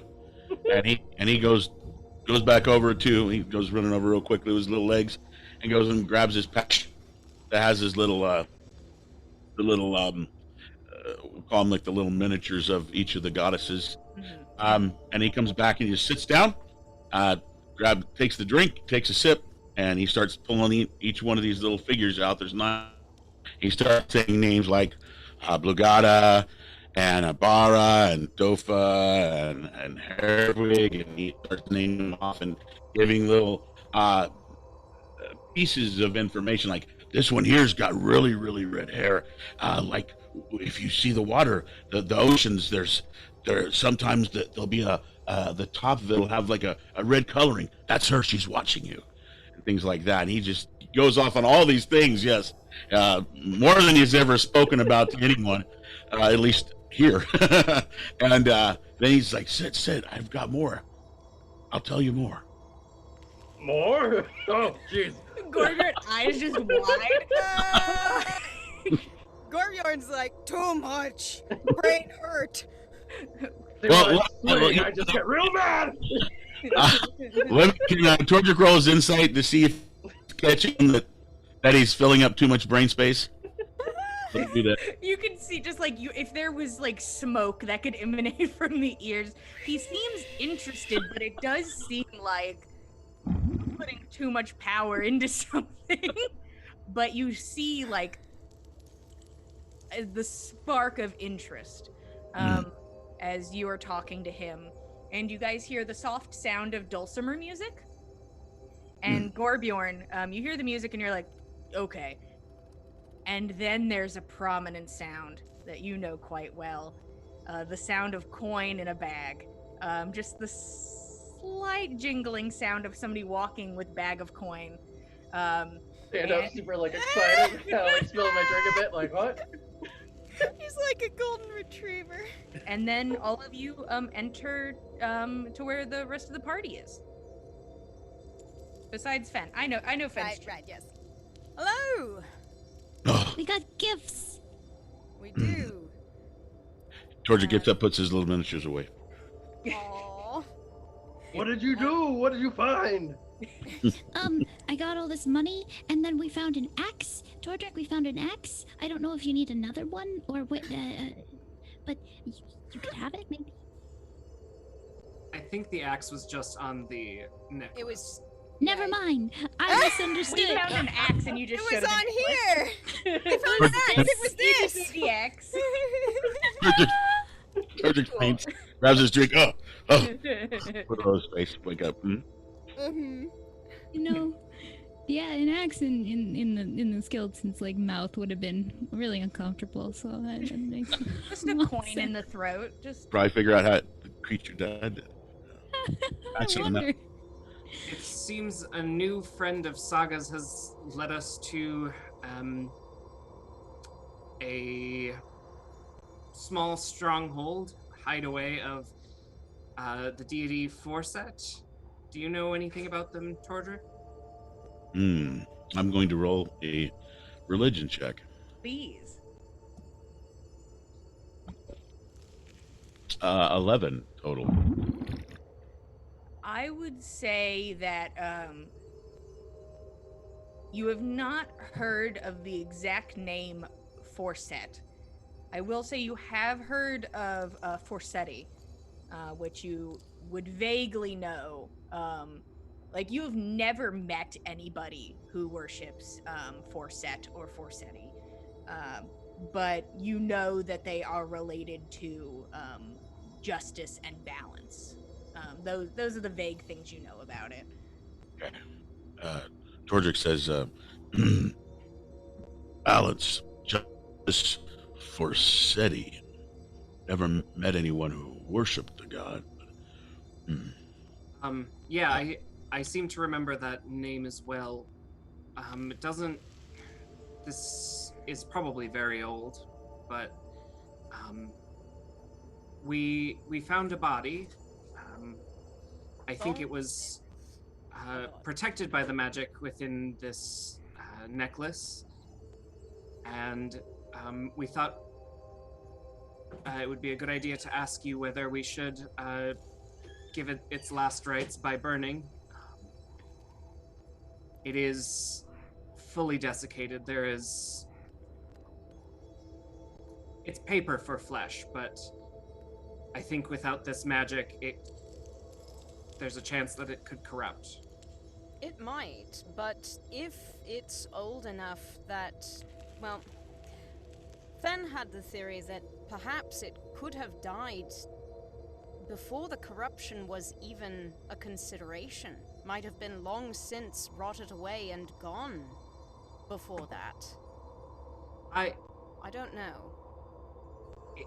It hasn't been 10,000 years. I mean, we can still read the script on this parchment, and the parchment hasn't crumbled, and it's not magical. I don't believe it to be quite that old, but Well, that's fair. That's fair. But nonetheless, this body was strange, Tordrekt. There was no trace of corruption on it, no sign of violence. It seemed as though it had simply passed away on its bed and laid there, undisturbed. That doesn't sound right. Not for these times, at least. That was what I was thinking. But you speak of balance, and for all those skeletons and undead and things we've found that have been tortured and abused through what's been going on in these lands, perhaps this is that balance. Maybe the worshiping of this god gave it the protection to pass away in peace. Did anyone give it a prayer before you left? Saga did pray to her lady, though not specifically on behalf of the body. We wanted to confer with you before we did anything. Well, the body seems to be in... It wasn't like chained up or nothing, right? Like it was just laying in... Laid in bed as though it had gone to sleep. Fenn is minding the entrance to the little hidey hole just in case, but so far as we could see, so long as we were there, no sign of a twitch. Perhaps maybe we should just go over there and seal it back up and do a prayer there. That nothing or no one will mess with it, find it and do something bad to it. It did seem very well out of the way, and it was sealed with some kind of puzzle ring with a riddle. So clearly it was only meant to be found through very specific circumstances. Well, I'd like to see that. And I can do a prayer. All right. That I think would be wise, certainly. Gorbjorn, if you want to go and have a look, you're welcome to. I can stay and mind Ave. Well, I'm probably fine staying in camp. I can stay as well. I got beer here. So. Someone will need to leave. I'm bringing my beer with me. Currently. Then, in that case, Saga, Ro, why don't you two stay here? And I'll take Tordrekt and Gorbjorn if he wants to go. And we'll come back. I suppose Fenn wants to stay there for a while longer, but if he wants to come back, then he'll be there. So it's hole with skeleton? It's a rather small hole.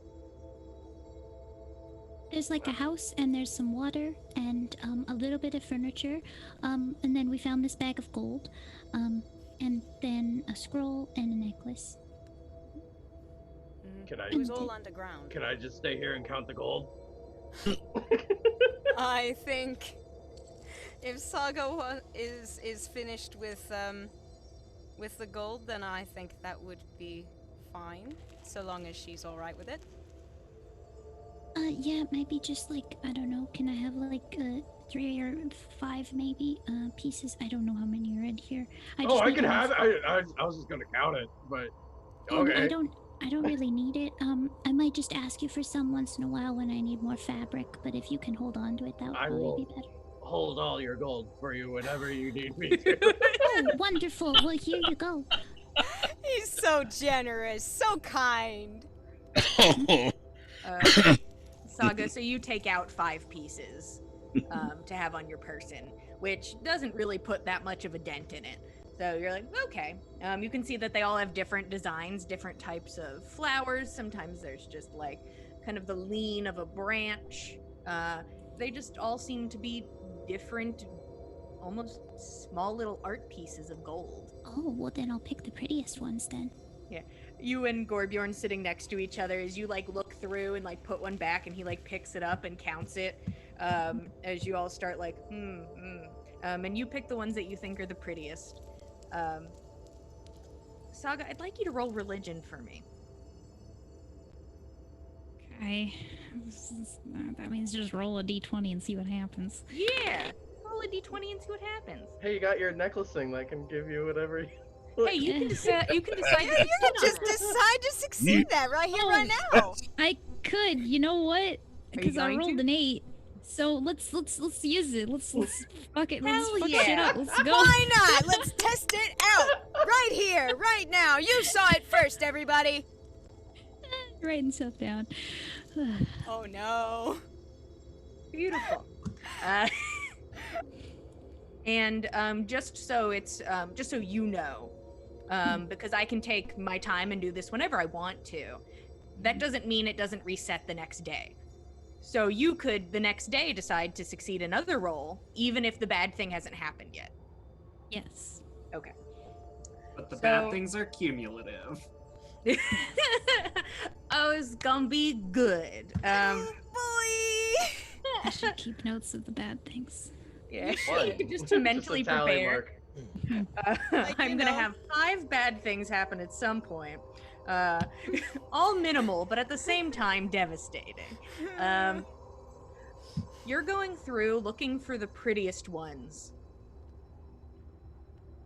And just, you're like, okay, and you've like gotten to 4, and you're looking for your 5th one.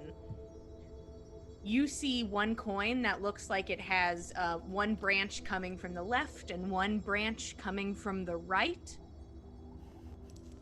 And you see that the thin branches cross each other. It makes a Lady Satyr symbol in the center of this coin. Yes. Perfect. This one's mine. This one. Gorbjorn, you start counting. With the 5 that Saga took, there are 35 coins in there. Woo! Gorbjorn, yes! Oh boy. They don't look like any of the gold coins you've found, but to you, they are gold coins. there's no reason they're not. Nanna and Tordrekt, you start making your way through the wood. When you get to the entrance of this place, Tordrekt, you can see like the shake of a branch and then like stop, and then like a branch higher up shakes and then it stops.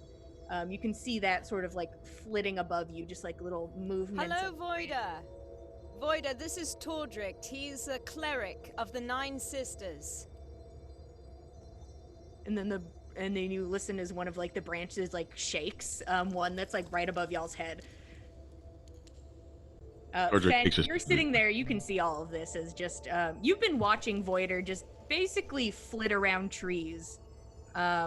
And occasionally like something will fall out, like a little branch will fall off, and sometimes you'll see like the slight image of a wind as she kind of like comes down and like scoops it back up and goes to like put it somewhere else. And if it has anything akin to like something that could be like the seed of the tree, she sort of like presses it down harder and then moves away and starts just sort of just moving around, kind of keeping herself entertained. She seems to be fully examining the area. Like she is like, okay, here, and making her way around. Tordrekt and Nanna, you show up. Tordrekt, I know I said Nanna barely fits in the hole, but a person can fit in this hole. Tordrekt's fine. He can get in. You misled me with your descriptions. Listen, you got shelf butt, and I don't know what to do about it. We'll figure it out. I've seen Winnie the Pooh. You just push it. We'll just lick you up with honey. Tordrekt, would you like to go down to see this skeleton? Yeah, Tordrekt will go down. Yeah. Yeah, absolutely. You go down. It's a little harder for you because these footholes were made for somebody with longer legs, but Right. It's not that difficult. You're able to get down and you kind of jump and there's a little splash of the water and you make your way over and you see kind of just curled up on its side is this skeleton untouched by corruption, just laying there. Nanna, you know it's in the same position you left it. Okay, all right. I was going to say I would like to go down there and make sure that it has not, in fact, moved while we weren't looking at it. It's just like, oh, hey. Draw me like one of your, I don't know if we have a French equivalent. I don't think we have France. I don't have a France equivalent for this. Skull City Girls, hey! Skull City Girls, hell yeah. Everyone's just like, I don't know what the fuck that means. Anybody watching like Skull City who? Don't worry about it. We'll get there. Tordrekt, yeah, you're presented with this just kind of curled up skeleton. What would you like to do? Being underground, like one of the first things he'll do is use his dwarven sense to kind of feel his way around the building of this. Mm-hmm. Just the typical dwarf thing, underground. He's from the underground, kind of. So it's like, okay, how was this built? Do I have? Is this do of dwarven make it all, or see if he can catch any of that? Just what he would do. Go ahead and roll me intelligence with advantage. Oh gosh. No, please, my friend. I'm not smart, I'm wise! There's a difference. I know not to put tomatoes in my fruit salad. Wow, I rolled a natural 20. Hell yeah! Can't believe it. Welcome back, friend. We missed you. We Finally, missed you, buddy. Beautiful. Good to have you back. I wish I had a good bit to tell you, but I got some. You know this isn't dwarven make. The only place that there is stone is at the little altar. You take a look around and you can tell how old everything is, that it seems pretty old. Once again, not 10,000 years old, but still pretty old. You take a look about, and the best way for me to put this is uninspired, quick human hidey hole. is kind of the vibe you get from this, is that this was made pretty quickly, and you're not sure if it was actually finished. You don't know if you don't think this was supposed to be how it stopped existing. It's just basically a hole with supports, and that's all it is currently. But you think it was probably meant to be something bigger. It just never got there. It just never got to that point. Which would also explain the accumulation of the water in the there is nothing overly honestly, it's a hazard, you guys, just having been in there, but it's nothing is currently crumbling, but it is not definitely dying of not bone safe worms yet. All right, Tordrekt will go over to the skeletal remains and look over it, see if there's anything that looks like a desecration around it or symbols that are bad, juju, stuff like that.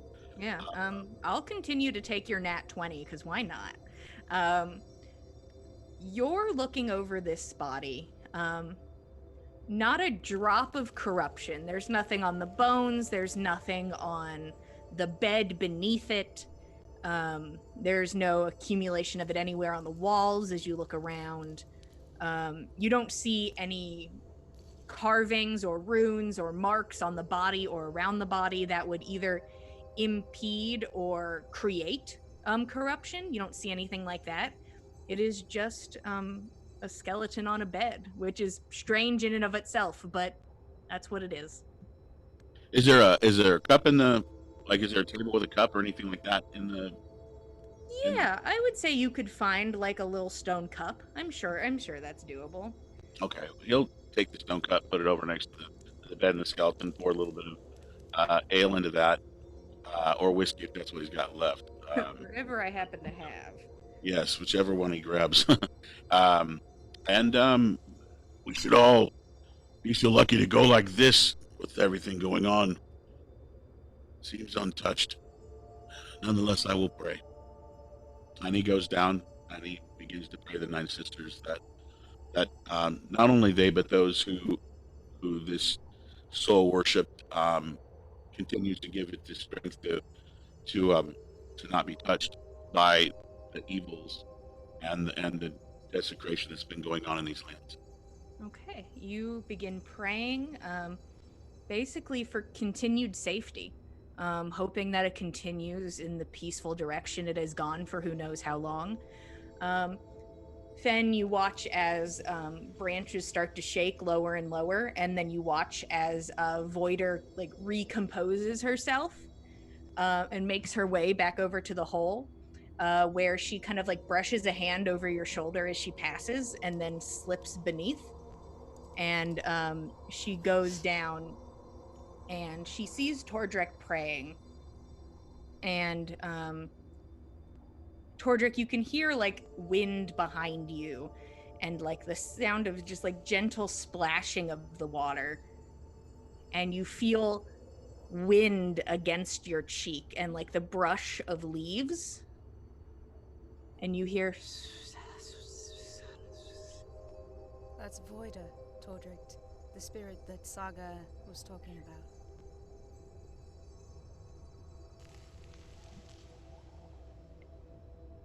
George looks around to see what he sees as this spirit that's been around him. What does he see?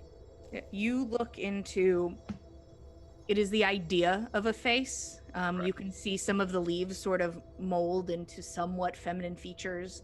A humanoid body, bigger than a normal human, but like face incredibly close to yours, like touching you as she watches you pray. And as you look at her, she looks at you. She has no eyes, but you can tell she's looking at you. Right. And she murmurs in this language of wind, and then you watch as she kind of floats back and then kind of like runs her hands through the water and starts to like just sort of move around the room. Almost it kind of looks like somebody skipping rocks as she sort of melds into the water and moves about.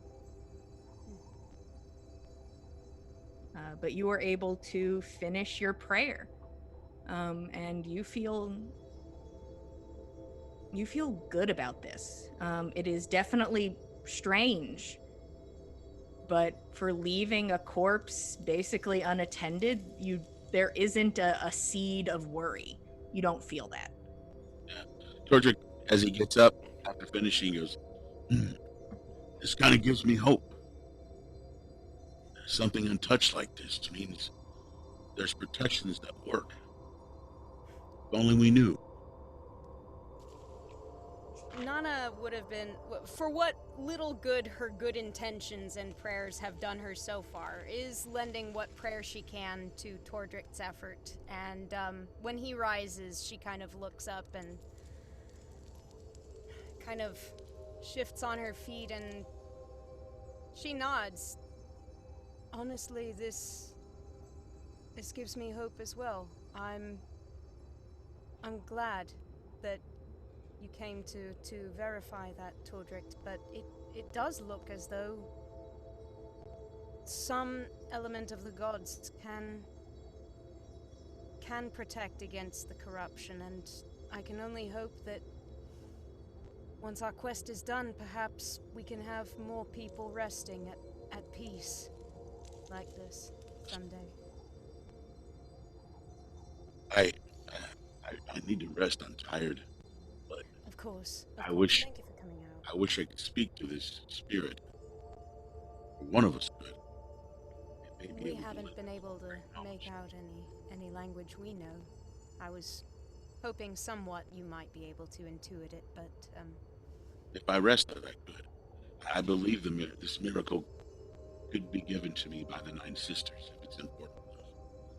I would have to rest, though. okay, of course. Well, you need the rest regardless. So, if you feel like what we can do has been done, let's return to camp. Yes. Let's go. Okay. Nanna will help Tordrekt up those stairs, since they're a little tricky for the altitudinally challenged. The altitudinally challenge. If it's rock or something, he's pretty good with rock. Yeah, you go over to give him a hand, and he's just like hardcore parkour. Oh, well, all right then. Nope, never mind. Don't need my help. That's okay.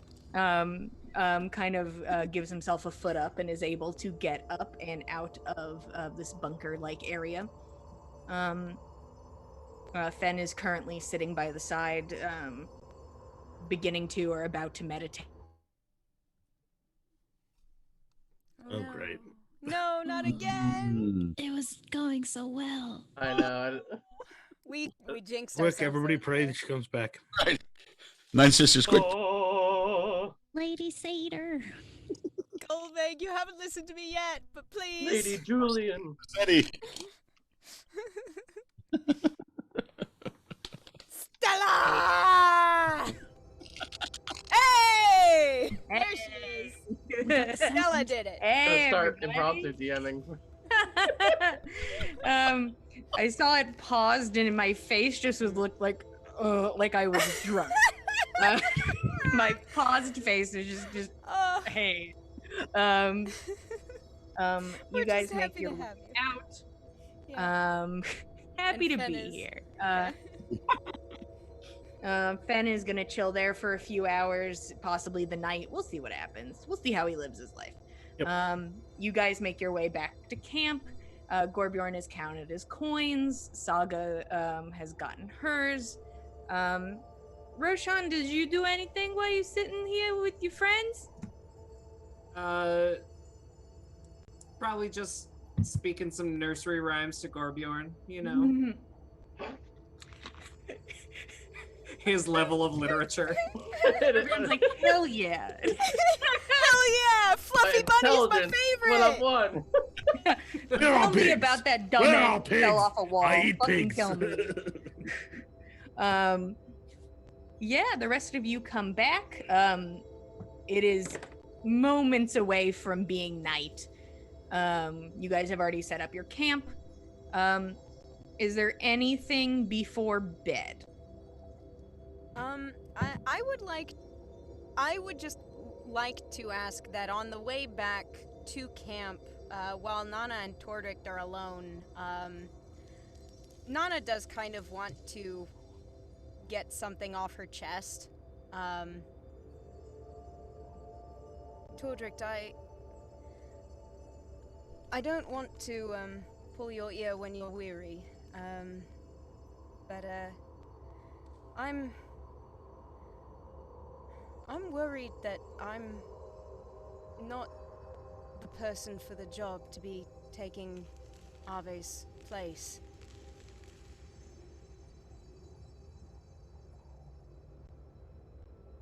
Are you joking? Well, I mean to say, Ave was Gulveg touched. He was always special. But just, he never seemed that different. But I suppose maybe he had a more personal relationship with Gulveg than I did. Maybe more like a relationship like you have with your 9 sisters, or Saga with Lady Sada, or Fenn with the forest, but I haven't heard a word.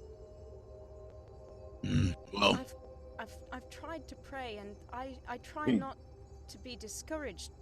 She doesn't owe me anything, I know that, but she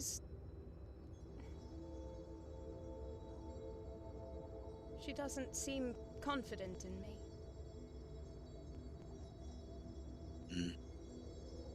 Well, I'm doing this too. Just what I do. If it wasn't for the sisters, I wouldn't have much to give, really. I don't think. But Well, don't I sell do. yourself short. Well, you neither. You know, I think what your strength is that everyone here believes in you, and because we all believe in you, just like when there are those that believe in gods and goddesses, they have power, and all of us together believing in you will make the right decisions for us. And there will be a time. There will be a time, as fate has it, that you will make that touch and you'll understand why things are the way they are. I don't question that anymore after what happened to me. It's tough to hear because it's not easy.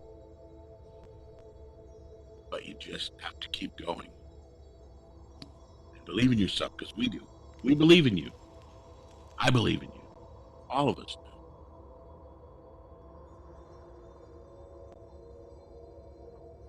Want a drink? Honestly, I could use one after everything that's happened. Yes, thank you. It's whiskey. I'll drink to that, and thank you for your wisdom, Tordrekt, and your kindness. Anytime. Okay. You guys get back to camp. You drink and you talk, and it's there's things to be a bit of buzz about. You saw a woodland spirit, you found new items, there's the jingle of coin in the group. Eventually night begins to fall. On the road, it's been pretty chill. Are you guys going to who's going to do watch, and if and when? So, if so, who's doing first watch? Tordrekt has to pray, so he'll be up, but he's gonna pray for his sisters for a bit. Okay, Tordrekt's gonna take first watch. Did anybody want to take it with him? Yes, Okay. please. Gorbjorn and Tordrekt are gonna take watch together. Are we tiny hutting or no? I hadn't planned on it, but we're welcome to if. It doesn't seem like we're in immediate danger from the elements like we were in the valley.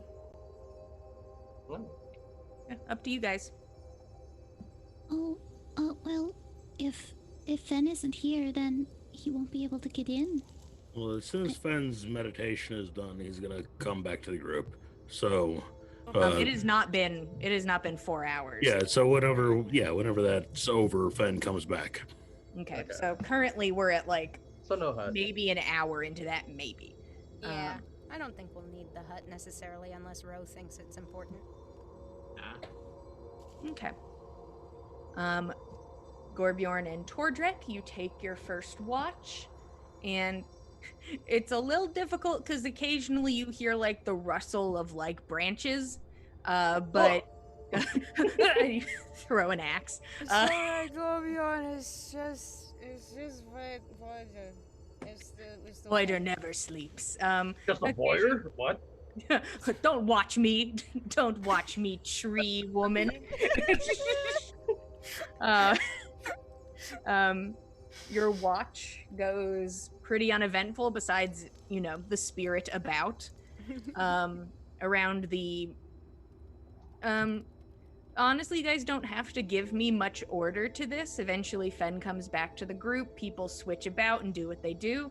There is something calming a bit about the fact that there is a literal, like, spirit watching over you. And it's not like a ghost. That's not the vibe it gives off. But just that, like, the wood is watching you, and it seems kind of like you're in a safe place. Fenn, it is a sensation for this trip. It is an oddly quiet meditation for you. It is not something that you don't feel plagued by anything. It is just quiet rest. And you eventually make your way back to the group when you're done, joining in on the watch or laying down, whatever suits your fancy. Honestly, today, live your best life, everybody. You guys switch about for your watches, and eventually the morning comes. But I'd like to talk about something right before that happens. So, Nanna, before your watch, whenever it is, or if there isn't one, doesn't really matter. You sleep, and you start to dream. And you're in the woods. Which isn't so strange. 99% of your dreams are in the woods, good or bad. And you're making your way through, and you see upon the ground those white flowers. The ones that popped up when Ave died. And you begin to follow them, a winding path through the wood, the sound of wind whistling and whipping around you like you're back in the valley, just an aggressive, loud sound. You can hear the snap of branches that can't take the pressure of this. And you can see its branches, like its trees, from this area. It is from your home. They are not the strange trees of the valley, and they are breaking under the wind of the valley. As you make your way pursuing these flowers, you get close enough, you start to catch up with wherever they're coming from, wherever this path leads you. And it starts to get to the point where you can see its droplets of blood, where these flowers are starting to sprout. And walking ahead of you, what is left of an arm, bleeding, you watch, stumbling ahead of you, you can see Bosch. And Bosch makes his way through the wood towards this wind ahead of you, and you watch as flowers sprout out of his blood. And then you look down, and you see one of those pits in front of you. And you're stopped at the edge, and it just extends long and deep ahead of you, as if standing at the top of the mountain, at the precipice of the valley. And you can see Bosch stop, and he looks back at you, and he smiles, and you fall into this pit. And you land as Fenn had, where it stabs you through the shoulder. Feel it pin your jaw upwards as you're staring up at the sky above you, watching snow and soot, sort of rain. And you see, and something in your mind says, this is the soot of people we have burned. These are bodies. And you watch as a piece of soot touches the ground. And you watch a flower sprout. And another soot lands. And a flower sprouts. And they become large, gnarled plants around you in the pit. And you see that you're bleeding. And every single drop of your blood adds to this growing amalgamation of twisting, gnarled vines that grow up around you until it is just your face visible above it. And you can see Bosch looking down at you.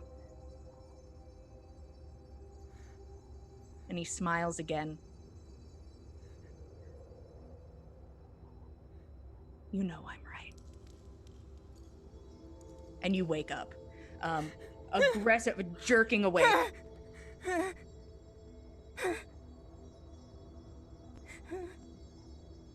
Nanna, are you alright?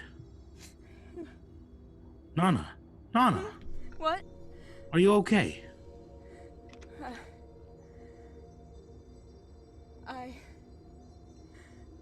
Yes. No. You're here with us. You're fine. Yeah. It was a dream. I don't know that it was just a dream, is the problem. No, it was a dream. It must have been.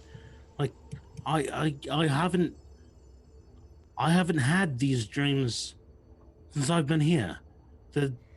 These woods protect us. It was just a dream.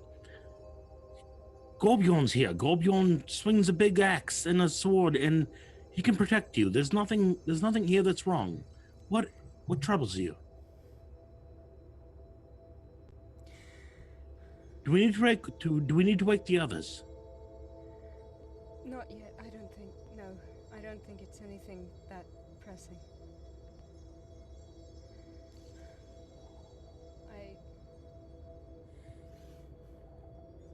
Here, and Fenn stokes the fire. Nanna, sit with me. All right. Nanna will sit beside Fenn and kind of hunch up on herself, just kind of staring into the embers of the fire. Take my hands. What is wrong? You're asking me to touch you? Yes, I'm asking you to touch me. What is wrong? Nanna, you're my dearest friend. What's troubling you?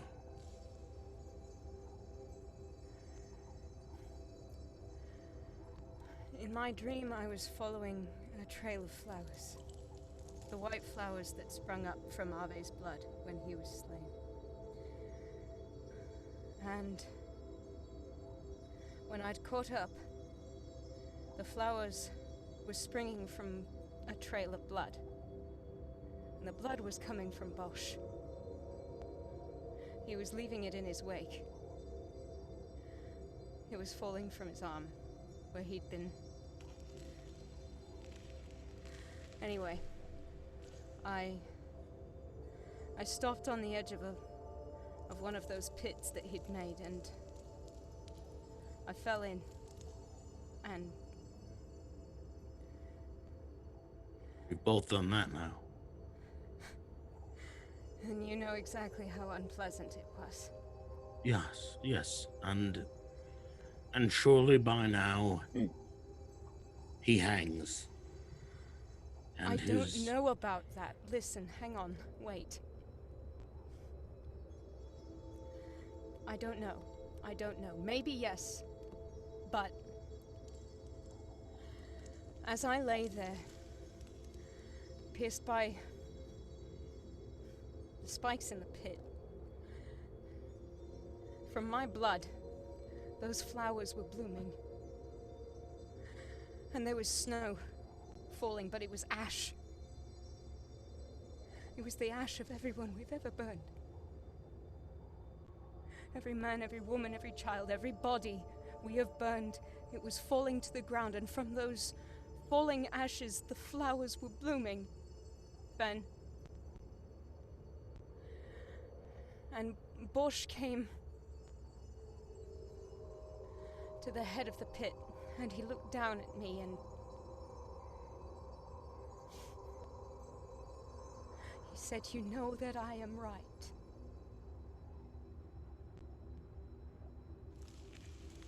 No, he's not right, and you know he's not right. You know he's not right. I know it in my head, Fenn, but I don't know in my heart. I don't know what's going on. We've met the gods today. Nanna, we've met the Earth today. We've met them. We've met they. We've met the Great Other. We've met Yggdrasil. We've met the World Tree. The Dryads, the nymphs, they've reached out to us tonight, today. They've touched us. Those great old ones. They are with us now. Clearly, we have done their work. And we can continue on. We need to do your brother's wishes.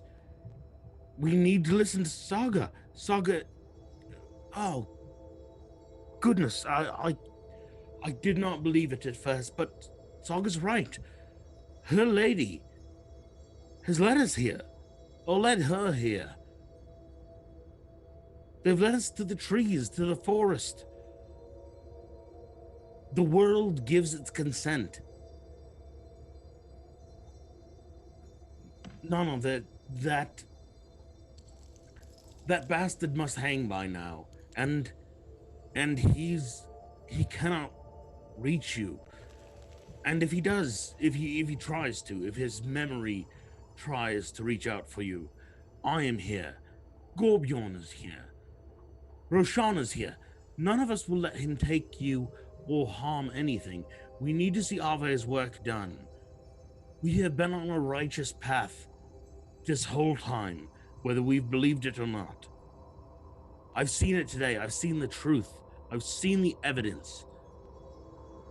The wood has reached out. The forest has told us that we're doing what we must.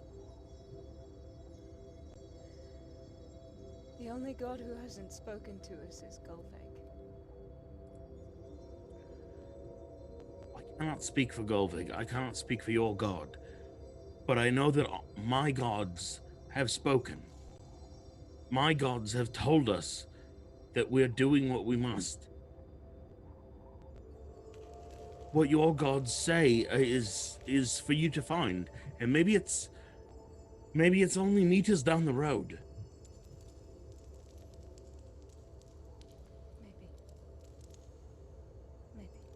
Maybe it's furlongs just beyond where we are. Everyone else has found their verification, and you will too. Or maybe you needn't.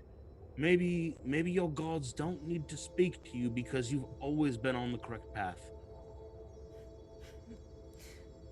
I can't No, we follow myself you. to be that gifted, but No, we follow you. Whatever the gods say, we follow you. Nanna Hemming, the last of the Hemmings.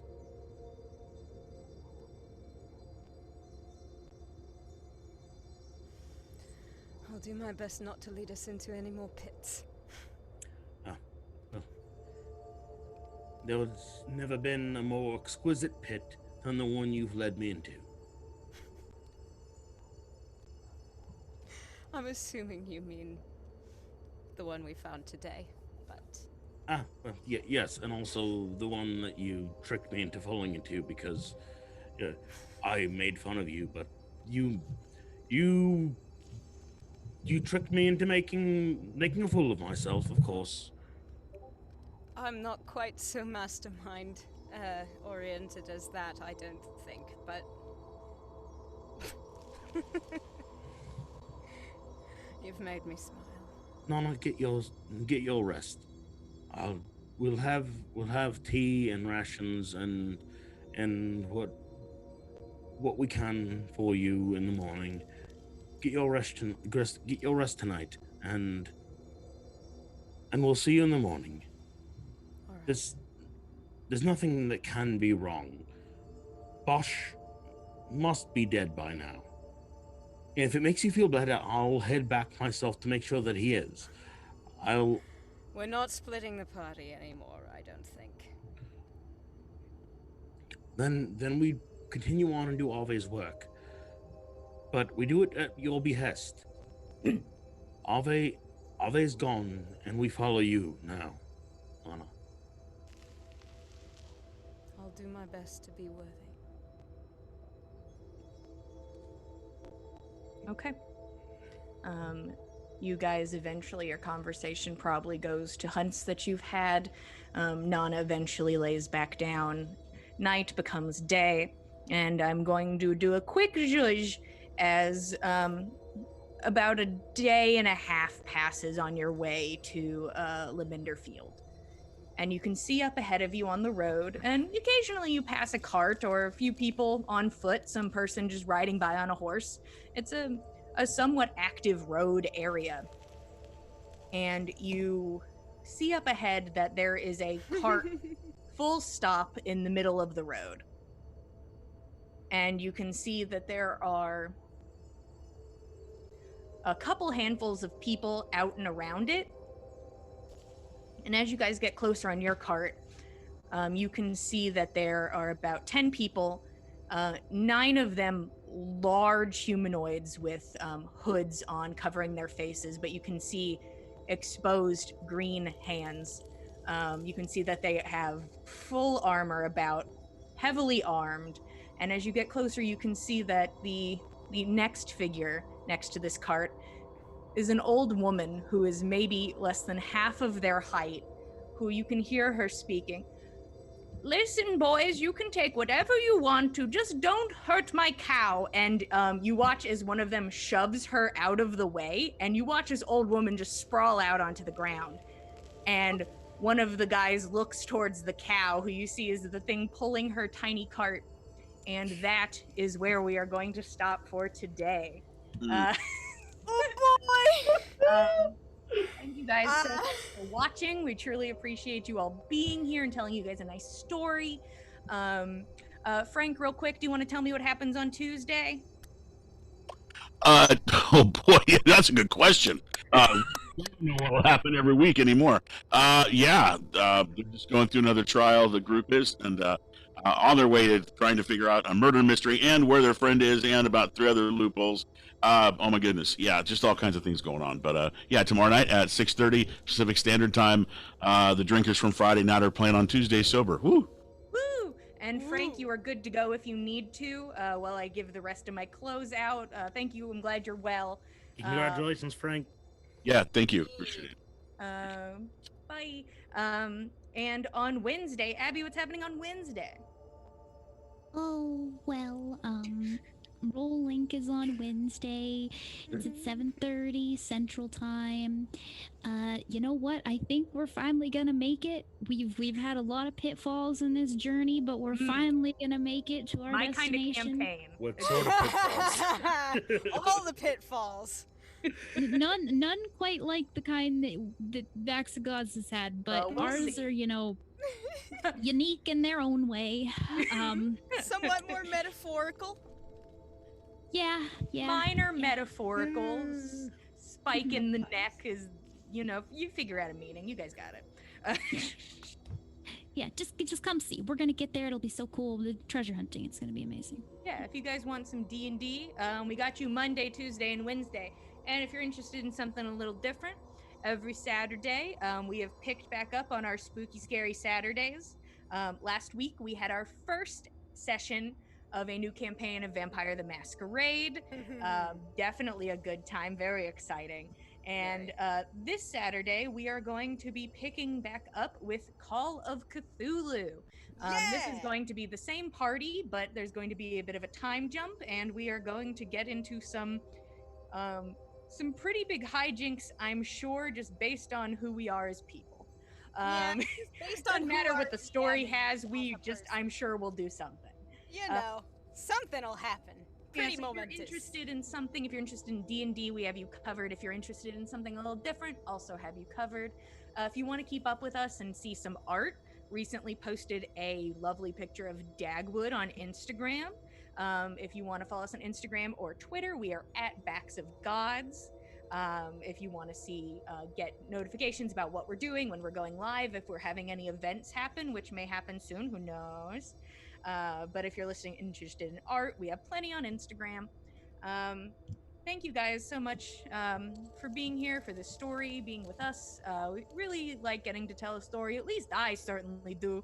You guys know I like to tell a, tell a good story. Well, when you're not kicking old ladies, it's pretty great. Yeah, you know, Ah. I'm seeing now, ending with kicking an old lady could be misconstrued as me being a terrible person, Your which I'm mom's not got some words confirming for or you. denying. Yeah, your mom's gonna have something to say She's on her gonna call. be like, listen here, I'm your #1 fan, and I'm gonna write a complaint.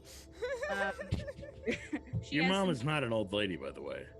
Oh no, she's just gonna be mad that I'm beating up on her. Yeah. I did not raise you this way. She can't stop me. She can't save you guys. No. We are She here. can and she will. It's honestly I get very a true. sub chat going with her. Uh-oh. Oh no, I'm in trouble, guys. Yeah, you are. So if you guys want to keep up with us, follow us on the socials. We will be here every week, same time, same place, Monday at 8 p.m. Eastern Standard Time. Thank you again for being here, and we will see you guys next week. Love you Good all. night, everybody. Good night, y'all. Have a good one. Good night.